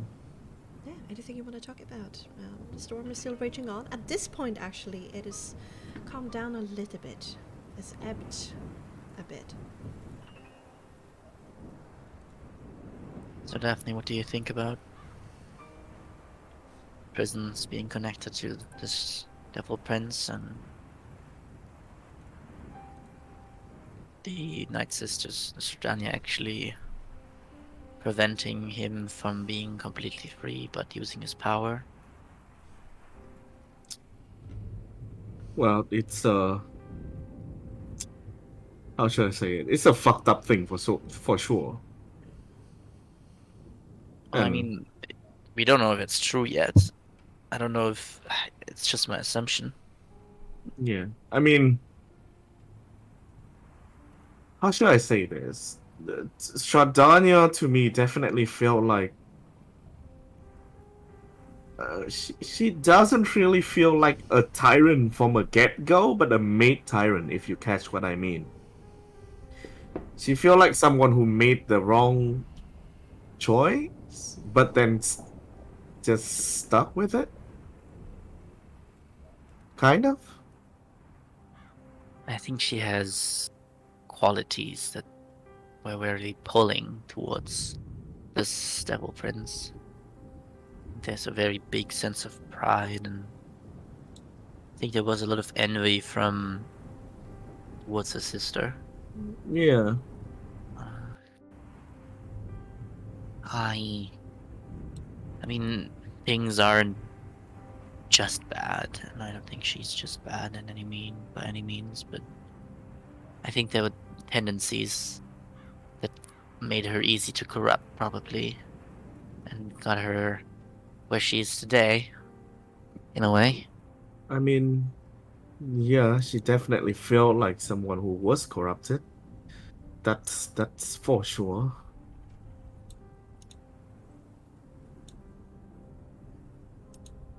I think it makes sense. I think we can maybe figure out this prison with that knowledge. I mean, we had the text on the prison stones. And they talk about submission and Scythen, curse and claim. It's all it's all words that maybe these prisons are made to have or try to get the exact influence that the Night Sisters wants to have on Barovia. I don't know if you have it in front of you, but I mean, all these I think were the green words were the like one words, right? Or was it the red? I think the green ones were the one word things. Yeah, the red was in Infernal, and those were, yeah, the single words, the submission, I'm claim, yeah. Yeah. They all seem really tailored to my suspicion, but because, superiority, claim, curse, steal, siphon, master, submission, corruption, and power. I mean, So then why would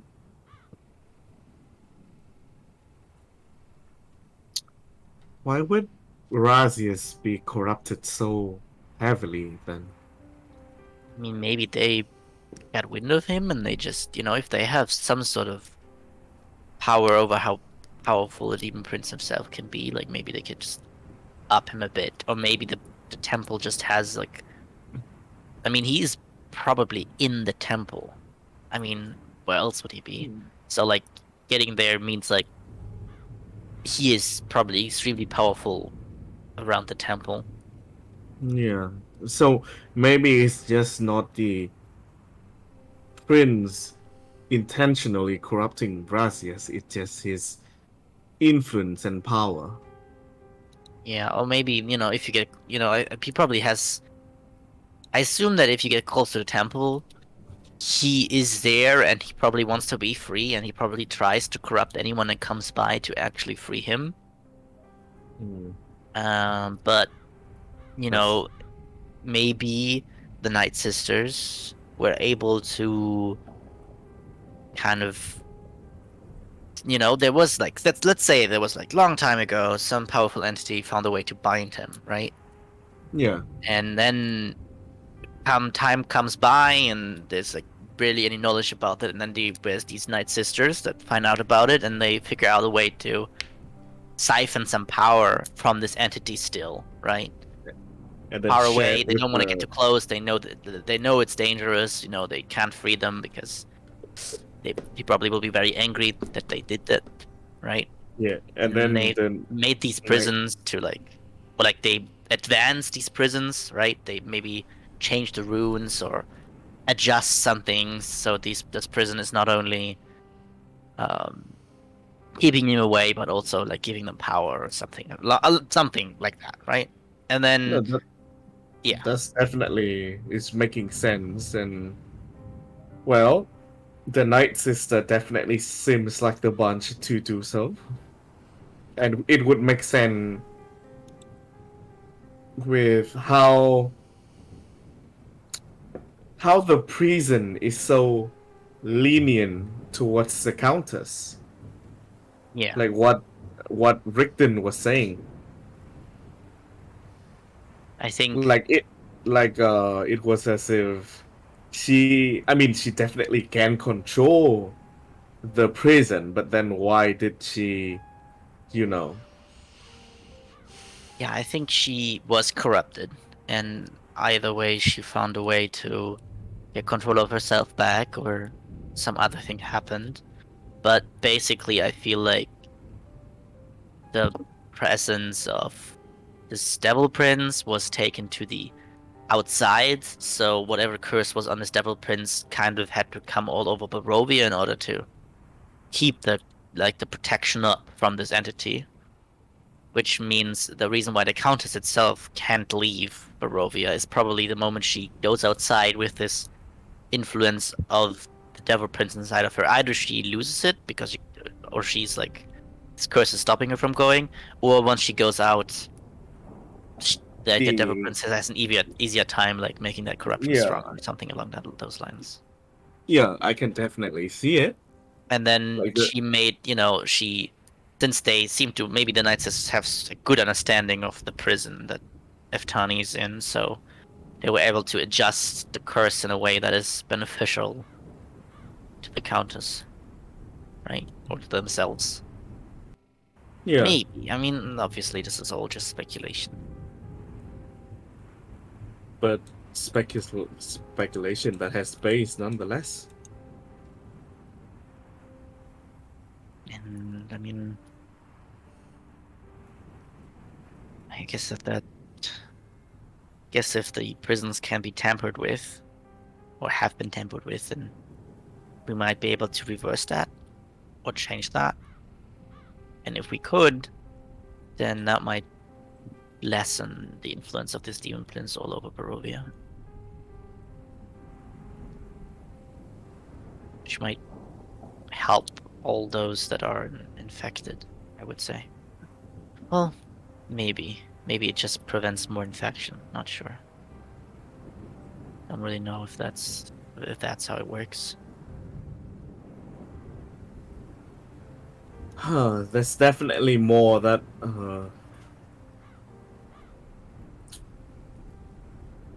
we can figure out more. You think the Ravens know anything about this? They are the best source of information that we can have right now, so Yeah, because I think no one, like, literally the next step would be like asking a Night Sister. Because I don't think anyone else really which has the information. which I don't think is a good idea for obvious reason. Yeah, one needs to be quite persuasive to make them talk about that stuff, I assume. Yeah.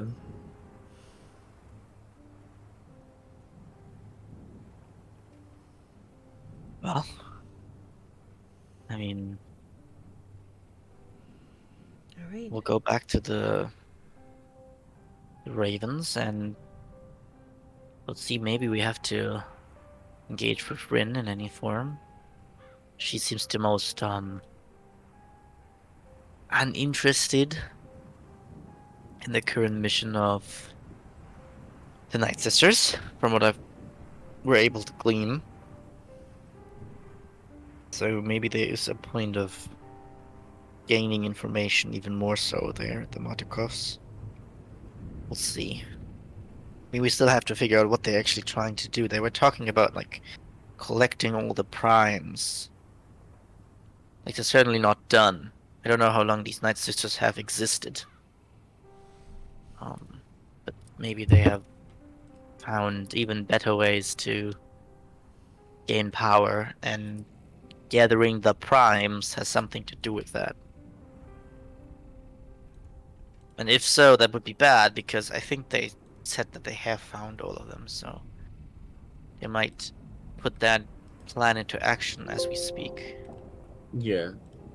That's why I said after the Martikov, I think we should definitely look into getting rid of the sister. Well, easier said than done. Yeah, of course.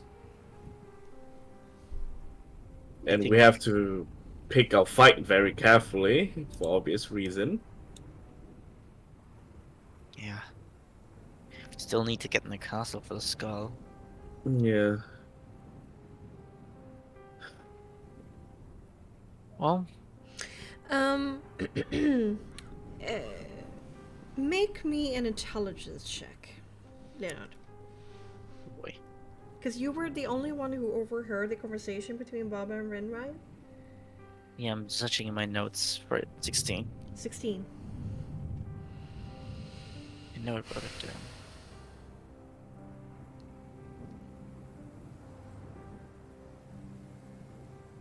I can't find it right now, unfortunately. Well, 16 is not enough for me to recount a conversation like word for word. But thinking about it and thinking back, there was a sense of completion, that they were done with this task, and now it Yeah. almost felt, the Baba used the word bittersweet. As Exactly. they were done with it. But wasn't I understood it as being done with finding everything. But it also meant being done with already, like, putting that thing into action, what they found. Yeah, in that regard, Baba said that she had easily found a way to use it, while Yeah, exactly. But yeah, she scolded, like, not really scolded, but she questioned why Rin, didn't like want to do anything with it. She just wanted to care about her people. yeah, Yeah. like why she bequeathed it to her people, rather than not using it herself. So I understand correctly, they already found all of it. they want to put it to use, or they already found ways to put it to use, at least some of the Night Sisters. Okay, yeah. And whatever it is, we don't know. It just has something to do with primes. That's all. That's the word she used. Mm-hmm.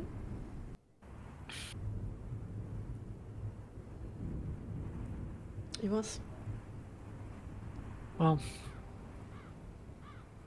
anyway, it probably will make our job a lot harder. I mean, at least Bryn seemed to have given it away, whatever it was. So it might make herself weaker. Or less powerful. No, well, we'll find out probably. I feel like when we go back there, it would have shown itself if Rin is a problem right now or not. Yeah, of course. I think Mo- Morgana, Morgantha. Morgantha. Yeah, that one definitely need to go. Yeah, I mean, I feel like. She was hunting for us, right? Well, she was like, if we ever do anything bad, she'll be Yeah. retaliating. Yeah, so like she will she just need a reason. Exactly. She'll try to find a reason to do so, which we will happily give her, I think. Sooner than later, most likely. Exactly. So, yeah, I mean,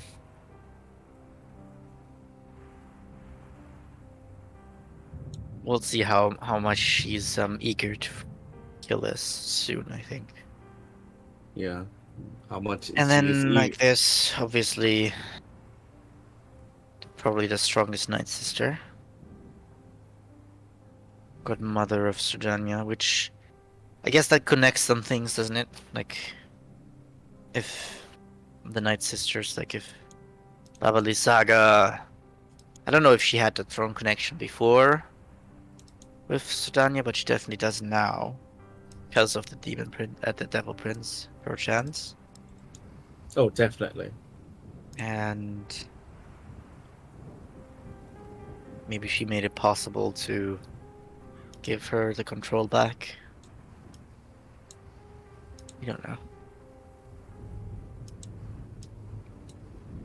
I mean, yeah, exactly. There's definitely a lot of things that it's still in the unknown realm for us. Yeah.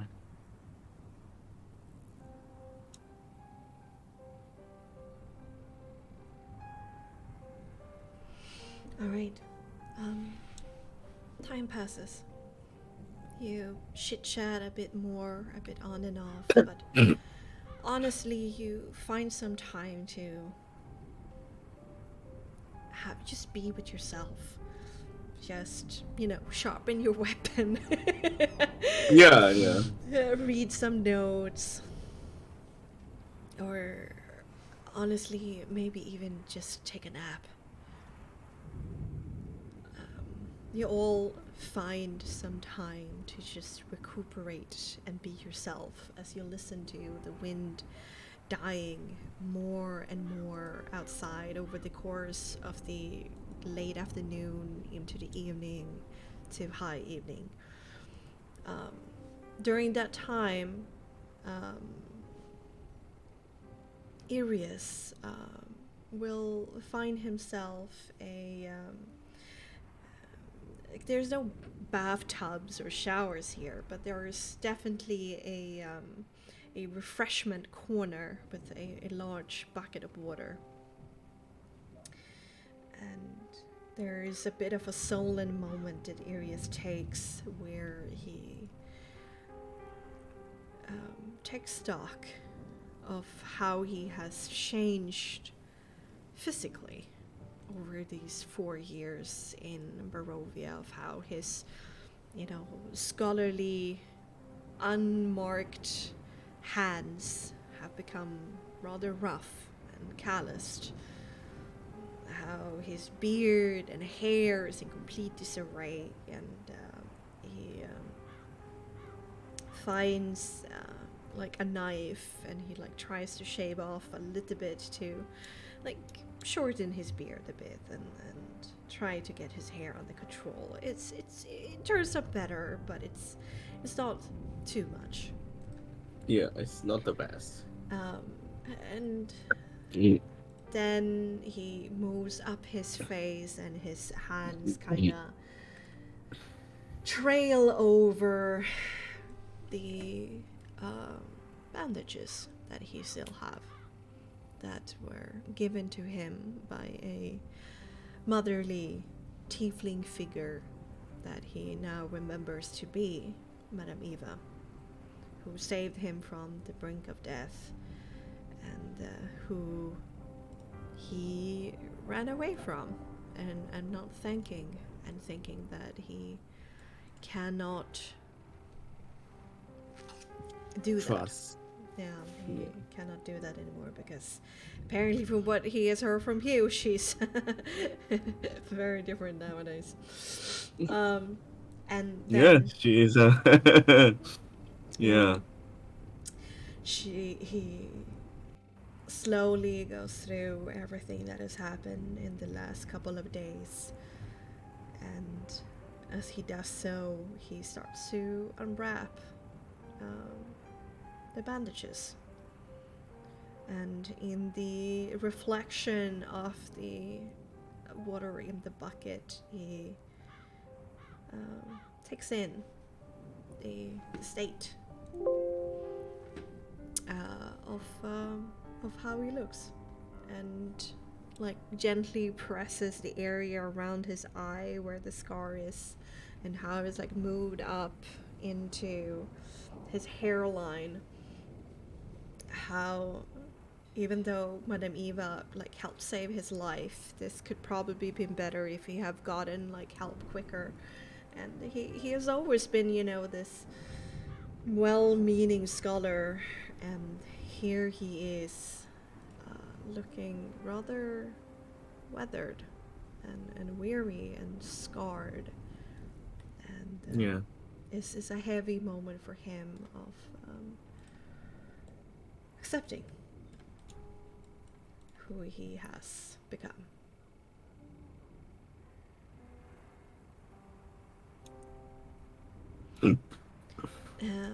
Does Leonard or Daphne do anything during this time in particular? I think kind of like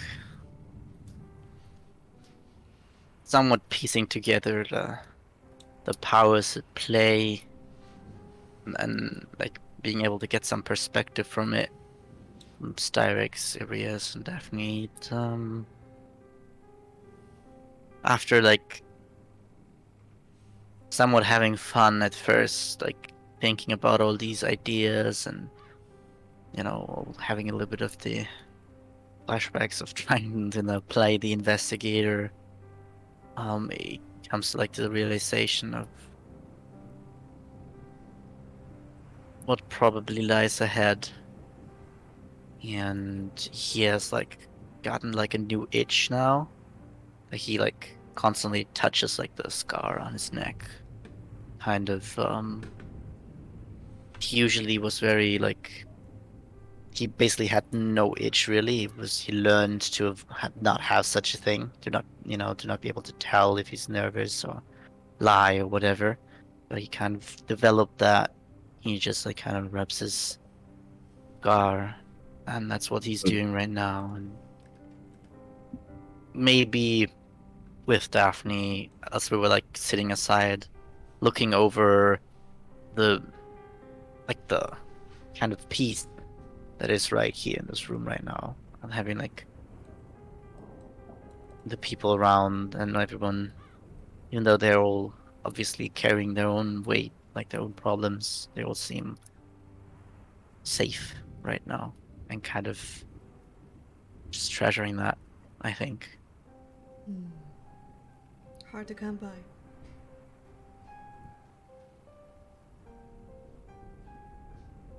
Think Yeah, carry on. unless Well, it would be like maybe Daphne first tells how she, if there is anything. something, and then I'll like maybe pick up conversation again. Are if you we want. admiring yourself in your shiny new plate armor? Tell us the truth.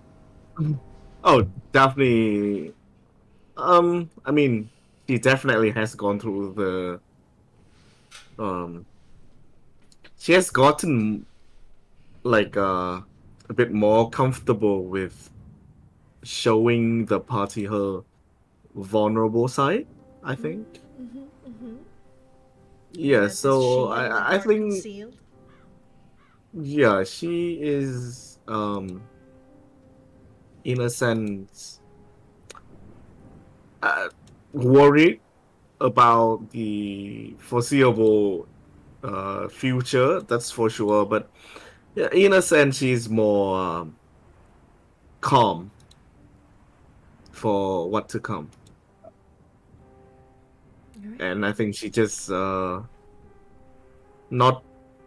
sharpening the weapons and just do maintenance out of stress, but just do some, just to have something to do.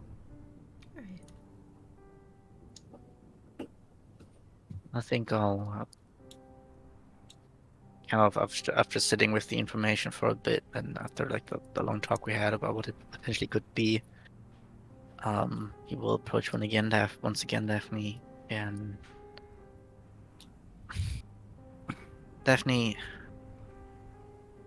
Yeah, this is you have something pretty in mind. silly to do, right?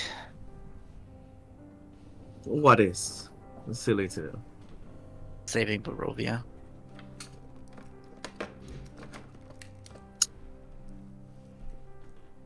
And why do you think that is silly? I mean, we struggled taking care of a pack of werewolves. I don't think we can I mean, realistically deal with what is at play here. I am worried. That's for sure. But I think that you do not need necessarily have to be the strongest person to make the change. But you definitely has to be knowledgeable. And I think in that department we are definitely very knowledgeable. Don't you think? We are learning from the people who well, who has gone ahead of us and has done all these research and failures, for better or for worse. Compared to them, yes, of course, we are not as strong as Irias or perhaps even Richten or, for sure, Razius. not Razius. But I think we are well informed than any of them. Because maybe it's not just going in and beating up the counters. Maybe it's solving the mystery at large.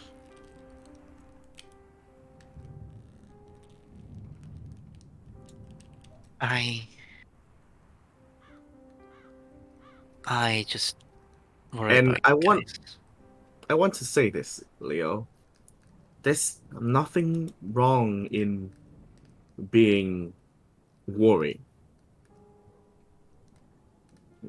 There's nothing wrong in being worried. I just wonder if this is what we're supposed to do. Who tells us that we come I in mean, here and we're supposed to be the heroes of Barovia and free it? Wow. I mean, I'll be honest, I don't think we are. I don't believe in fate. Then why That's are you one here? thing. because my principle, I don't like to see people who suffer in front of my eyes, knowing that I can definitely do something, but I didn't do. I also think that us being worried sometimes helps us to be more careful, Leonard.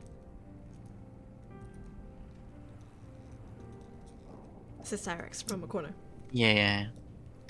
He takes a moment before answering again. Do you think it is worth it to have you and your loved ones die for such a thing? Because that's what seems to be the likely outcome. Gotta be honest.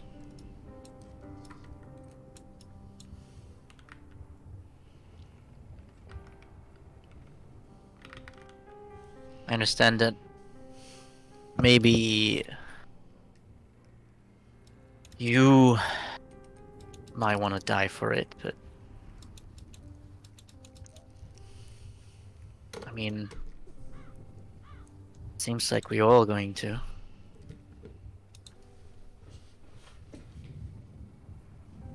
We almost did already, and it wasn't in facing the Countess or a Night Sister, was facing werewolves. I mean, yeah, we did. But again, I do not believe that is necessarily a a, a bad thing. Crazy enough, because I think that it's those mistakes that make us grounded. So you're willing to lose this all of this that we have here? Save Barovia?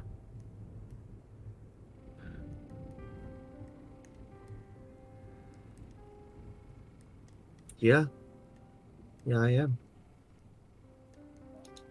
I'm not. and that's Definitely okay. not.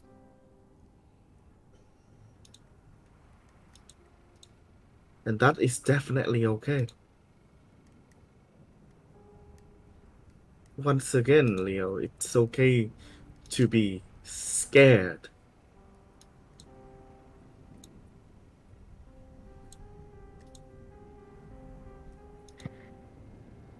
You've seen what kind of a mess I am back then?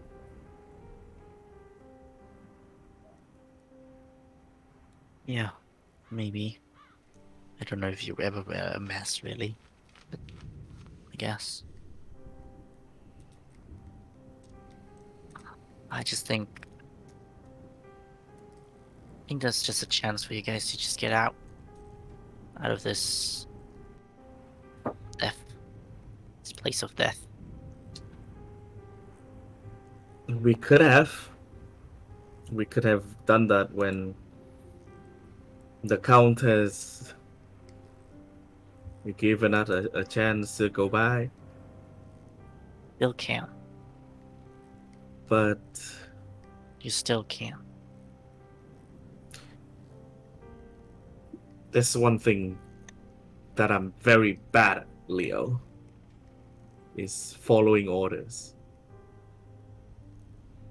I refuse to be a cogwheel in a system if I know that I can change it. And you know you can change it.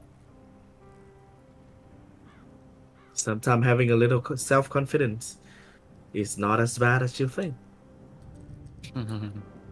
Yeah. After all, you need to have both. You would be too depressed if you just look at reality, but you would be too delusional if you only believe in hope.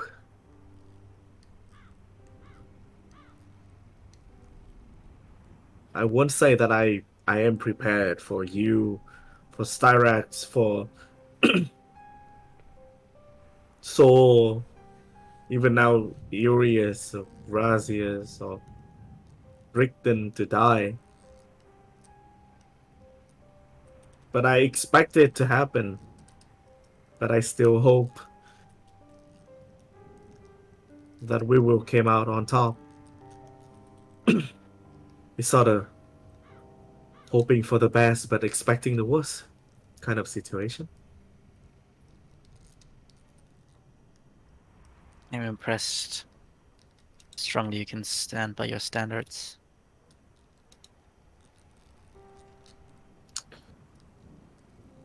I just think about it. I Because mean, it's not I long before there won't be an option to leave anymore. Because right now there is still. And think Starix to you also. You can still probably even get Arias out. it's Mm, fine if Cyrex leave, but for me, I've made my choice.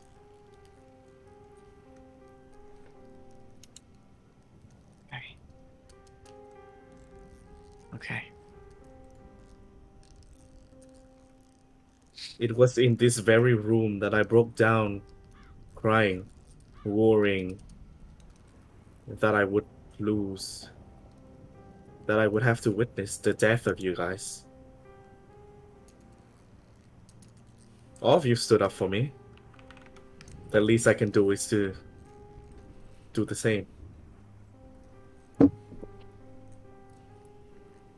Well,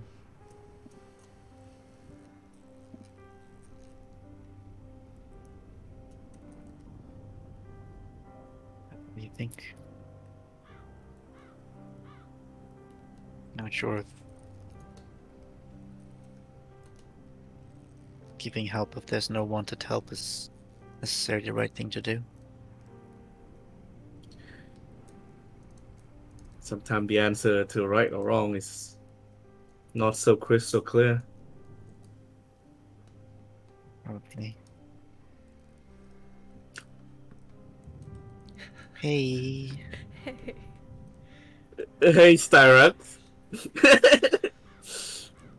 I think it's pretty fitting because Styrax also is the one who, in the most like chronic pain all the time because of all the injury. True. I hope the painkillers somewhat worked.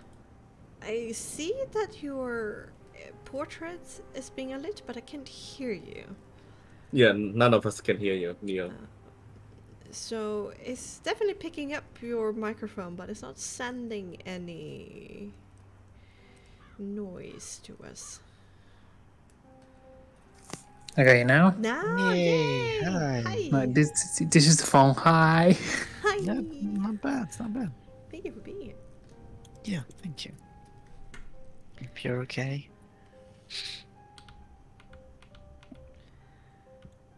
Wait, can you say again? Sorry. I hope you're okay. Eh, eh, I hope you're okay. Okay. Okay, eh. now. You continue. Awesome. Um, Yeah. Well, I guess if you hear hysterics, I would just. I don't know. I mean, I talked with Sol about this also already. I am just not sure if it is worth it, what we're doing. If there is the option to just leave it behind.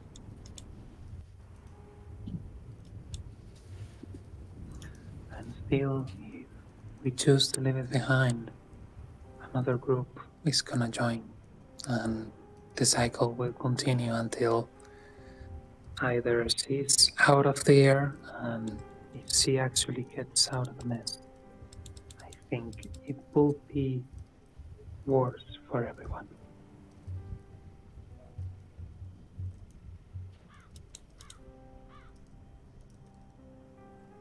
I don't know.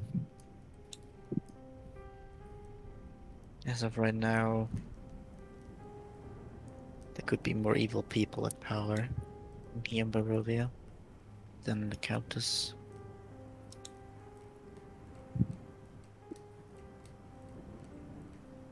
I don't know if we're working towards... I don't know.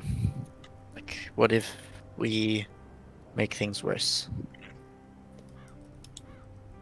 We accidentally give the Demon Prince an out. We don't have to deal with Stradania, who is problematic but reasonable. Instead, we have to deal with the literal devil of pride and envy, whatever that will entail the world.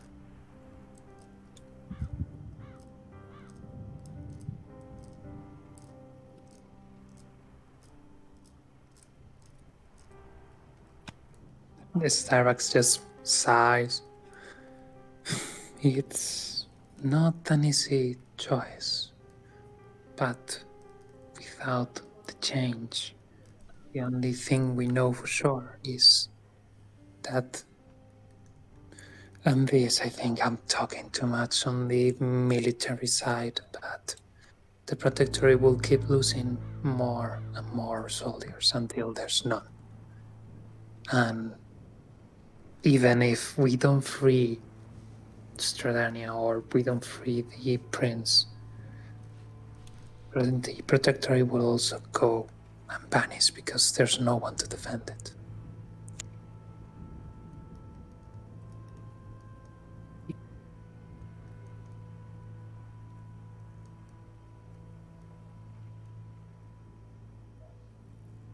Okay.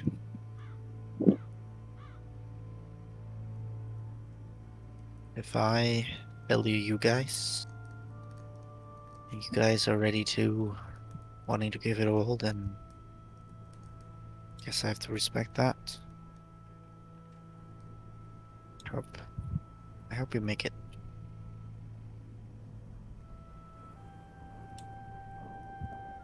I'd like And to make it. I hope so too. And as Daphne said, we have knowledge that not the other people had when they joined. We learned a lot about this place, even more than Orius knew, for example. And slowly getting more and more knowledge of what really is going on. And the unknown is always scared. And this actually comes from me that didn't know even what I was. But one thing for sure is that there's a moment that even without knowing, you must just go ahead and try.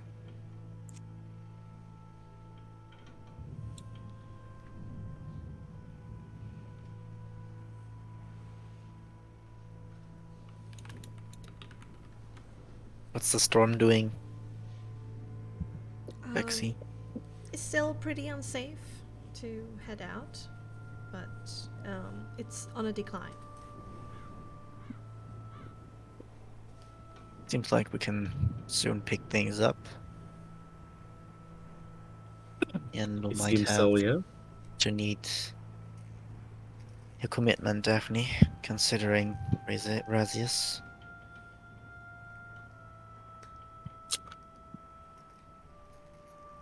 We at least have to stop him from creating chimeras of some form.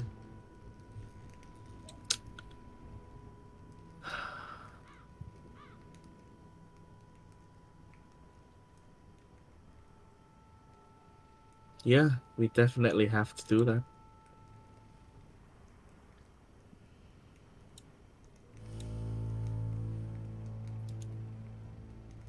Well, we'll figure it out, I'm sure.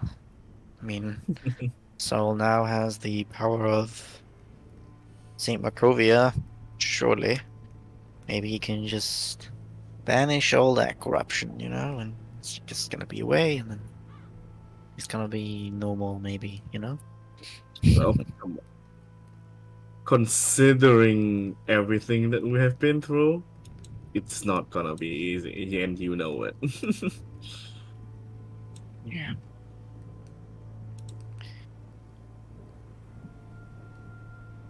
I think he's just going to pick up a drink and drink a bit, trying to listen to the storm outside and the somewhat soothing sound, somewhat dangerous sound of the storm. The conversations kind of come to a natural end as you will find yourself a cozy corner. Leonard, the ring is heavy. There's a little voice that reminds you of its existence. That probably you could just end all of this through one single conversation. You could probably save them all. All these dear friends you have gathered. Make sure that they are free from the mists, and all you had to do is to sacrifice a little bit of your dignity, to give in, and then live a life of, well, something akin to luxury at the Countess's side. But who would you be?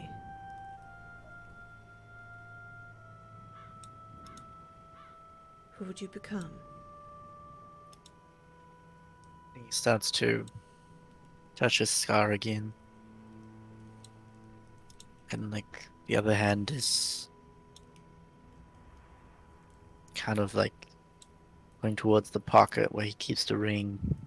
But it's not getting too close. It's almost like not trying to get too close. It almost feels like a source of corruption. What you might think he might experience. Yeah, and then he just, keeps like trying to focus on what's ahead. Alright.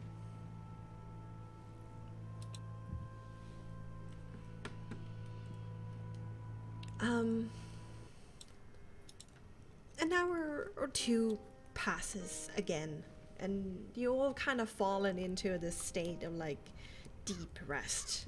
It's still been a hard couple of days, and so just having this moment to rest, there's almost like some people are taking an early evening.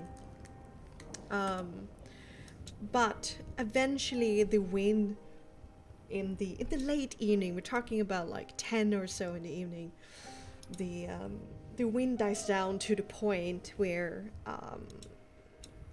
Dimitri actually goes out of his bedroom looking a little bit refreshed, and he asks for anybody who is still, up and able, especially looking at Daphne, and actually invites Leonard as well, because he, you're still, fast and learn fast. I have some brawn, probably the second most brawn. Yeah, there you go.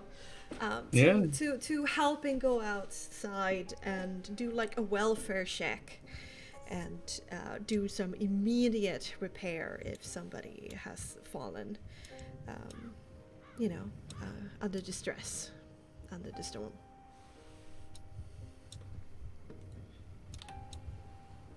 Do you do so? Yeah, for sure. All right. You help out for the next hour or so. Many Crossguides exit their home. It's very late for them, but this time around they there seems to be like this communal spirit of making sure that everyone is around, okay and around, and everybody like pulls up their bootstraps to repair. Like there has been some trees that has fallen down, some roofs who definitely can require some immediate repairs so it doesn't get too cold for the families who live there. There might have been some structural damages to the Swift house with their barn, which is like a large structure that would have taken more harshly to the wind, just by being a bigger structure. And you're kind of pulled in different directions and focus your attention of helping these people. Leonard, after getting a little bit tired and things are calming down a little bit, you're out and about, moving from one place to the other on the streets of Kresk in the middle of the night.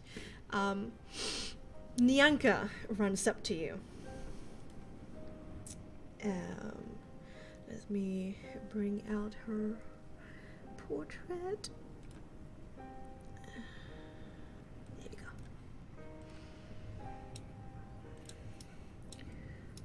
And she immediately grabs your hand and pulls you into the shadows just beside a house, just like behind a corner of a house. Oh, hey, what's up? Hey, I just met something strange, and it's, I'm very excited. I've never seen something like that. Okay, so not a dangerous thing. No, it seems actually pretty cute, and it's been talking to me. It seems very skittish, very scared. It's just seen like a strange silhouette. Okay. And they want to talk to you. Oh. Like Just me? specifically to you. They mentioned you by name, and I thought to myself, this is a perfect opportunity to see what's your secret. Like, what's your bad secret?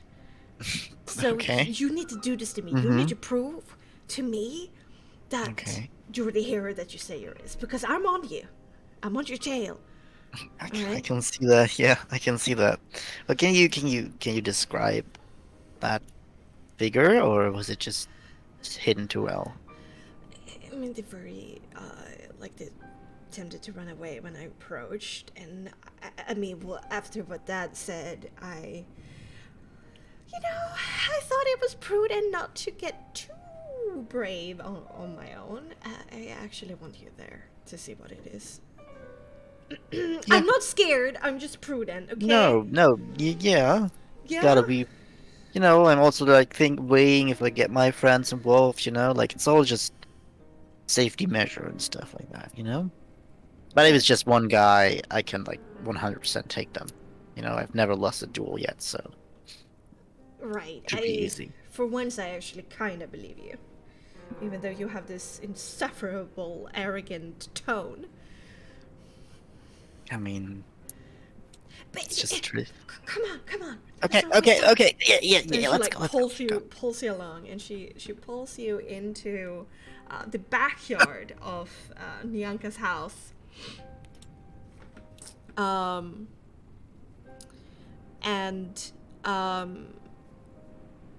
The snow is kind of crunching underneath your boots. There's still like a pretty heavy wind going on, like a gale, but it's not dangerous. It's just very playful and insistent.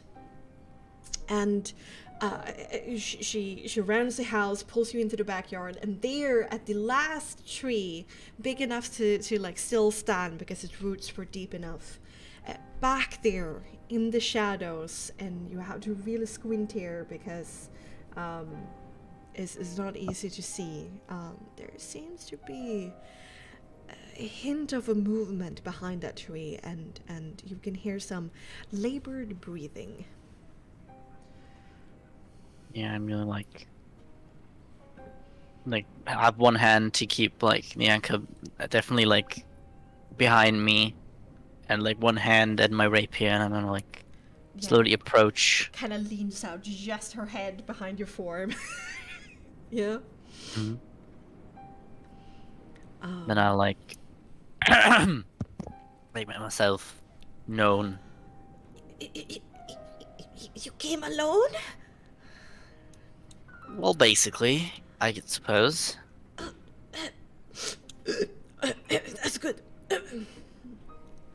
And carefully stepping out of the shadows of the branches is a squat looking figure with a hefty belly. The thing you notice immediately about him is that his shoulder supports two heads instead of one. The right one is fully formed with patchy grey hair and with the horns of a goat. His left head is about half the size of what it should be and has soft cherubic features, partly covered by some crocodilian hide.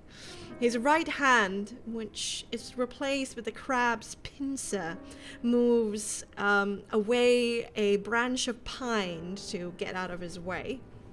And as he takes a few scrambling steps towards you in the snow, you notice his gait is uneven, and as your gaze travels downwards to investigate the source of it, you can see that his right foot doesn't have a shoe.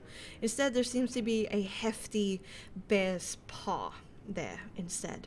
His cheeks are rosy, perhaps from the cold, and his gaze is very nervous, and he kind of wrings his hands a little bit. Greetings. Please don't harm me. I have something very important to tell you. No, don't worry. I think I know what's going on, and I am sorry. What do you have to tell? Leonard, please give me a perception composure. Oh yeah, that's my expertise. You are so composed right now. Easy. Whew. 19, making it an 18. A 19. Okay. Well, an 18. An 18. Okay, an Minus 18. Natural 19. It's pretty funny because this is pretty obscure, but the main head on his shoulders bears a resemblance to the humanoid parts of a certain Cirrus that you met in the basement levels of Castle Ravenloft. Yeah. Okay. Yeah, I was making that connection. Okay. Good. Yeah. But of course, Cirrus had some strange, like, humanoid parts to him, and you met also two other chimeras up at the Abbey. One that had like dog features, another one who was primarily like lizard-like. They did not spark this specific resemblance to you. Yeah, so it seems more connected to His Cyril. main face has some resemblance to Cirrus. Okay. Um, I see. Next, I need you to make me a resolve saving throw. Oh boy. So I'm amazing at that. Well, it's against charm or something like that. Because I would have advantage against being charmed. Let me double check. Just I mean, Yeah, let me double gotta use check. what you have. Very true. And if you don't speak for yourself, who will? 1 second.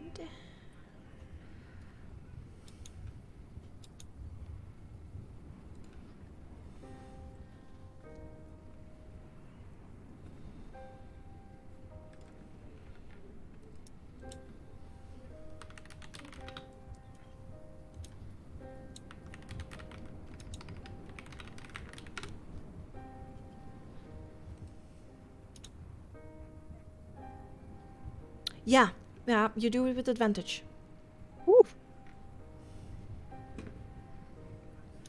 Starts with an 11. I do have advantage. Mm-hmm. And let's hope for an 11. Gonna take that 11 and hope for the best. Okay. Right. Don't have anything fancy.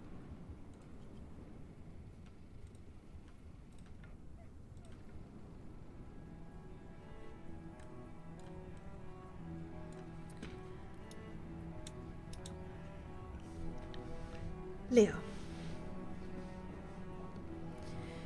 Your mind ceases to be your own. A presence akin to cold metal invades you, fills you up, until there's nothing left but it. A demanding but pressured voice echoes in your mind.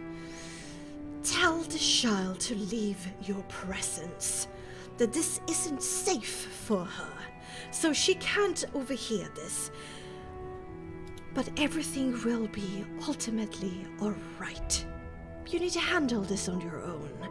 Be gentle, but be firm. Mortal.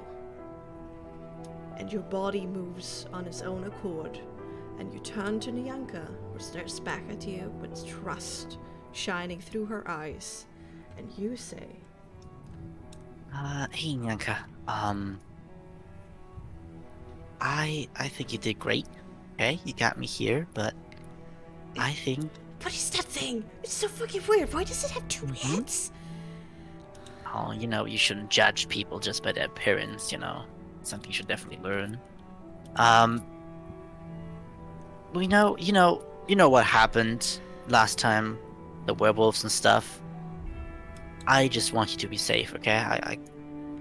I don't, I can't always make sure you're safe if you get yourself into dangerous situations like this, so...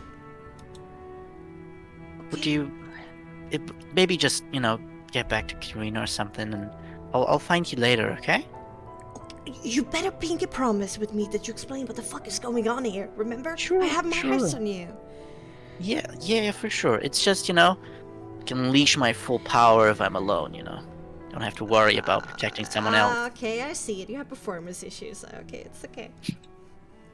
If that's your takeaway, then so be it. Fine. But, She it's holds gonna be out. easier for me if I don't have to protect you, okay? She holds out a pinky with a resolute look on her face. I'm gonna give you a pinky promise. Alright. And she gives the creature a look again of like, what the fuck is that? And the two-headed man continues to like wring his hands very, very nervously. And as soon as the sound of Nyanka's small legs trudging through the snow fades away as background noise into the howling wind, there's another sound that replaces it. Yeah, I would do one more thing. Mm-hmm. Because I know her now, and I have this sense of having to do this. I would do like a perception check and make sure she's not stealthing around the corner or something. Oh, okay. It's just, Make me- it Alright. seems like my purpose is to make sure she's away, so that is something True. he would Fair. try to do. Give me a perception intelligence. A 13. I mean, he will just try it and make sure she doesn't like just hide around the corner or something. No, you're pretty sure she went away.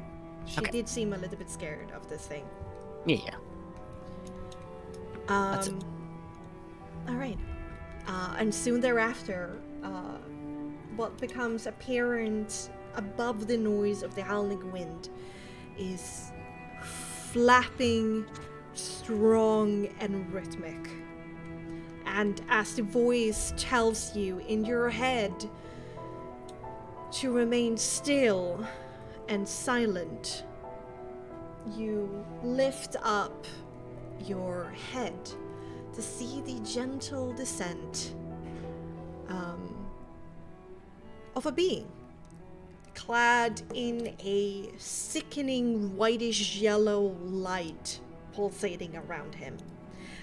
And his white feather wings are tarnished by a black tar-like liquid, but it doesn't seem to hinder his capability of flight.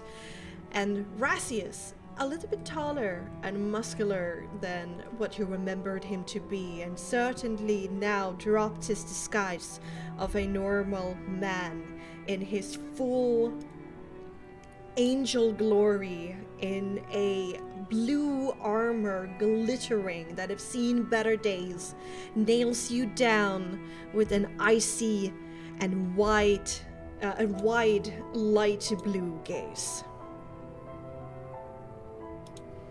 You watch each other for a moment.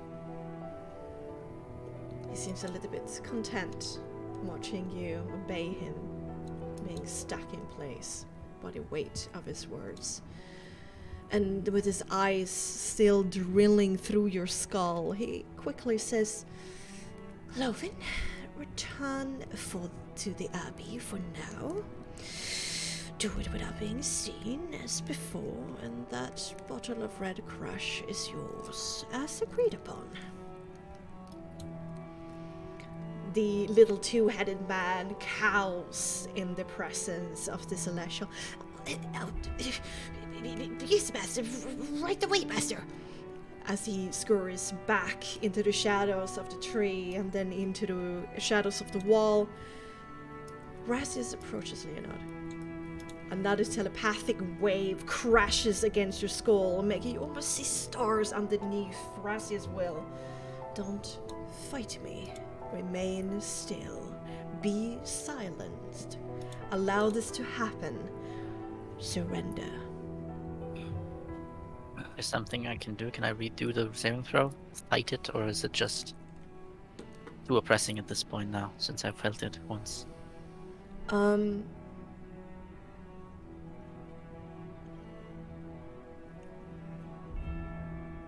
No. Until you take damage. Yeah, it's okay, it's okay. I just, yeah. Until Just you in take case, damage. me not saying I fight it or something would catch a change it. But okay, yeah. Then, yeah, continue. You will only defend yourself if you're not given an order. Yeah. And Yes, he's definitely in a defensive position. the Celestial embraces you.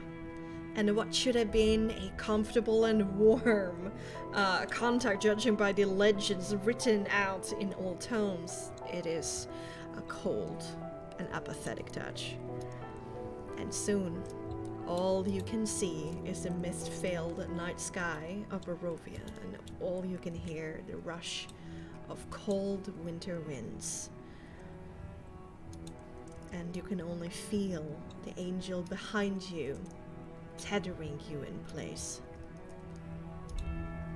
Then his minds visit you again, oppressively blocking all independent thought, whispering over and over and over again in your head. Sleep, sleep, sleep, sleep. And eventually... Technically, a magic can't put me to sleep. Technically, maybe. I think you have resistance, but it's not really magic here. Yeah, that's I putting mean, you he to can sleep. find other ways to not sleep me, but like I mean, if deactivate I me, have to guess. hurt you, I will. But then that breaks Yeah. But it's not. It's like you are falling like asleep. It's not like the spell. Yeah, it's not it's a like sleep spell. hypnosis, I guess, in a way. Yeah.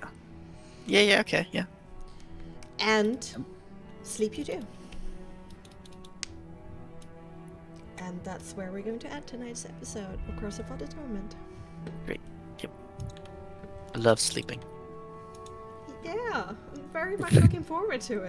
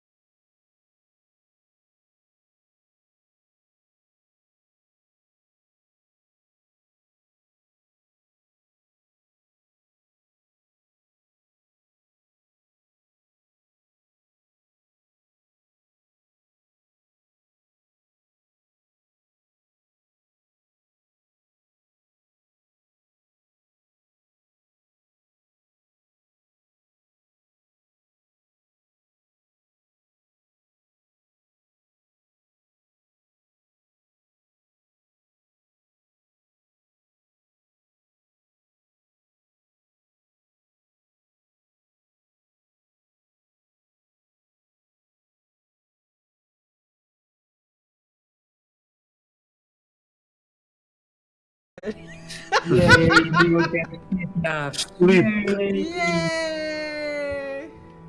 You sleep now.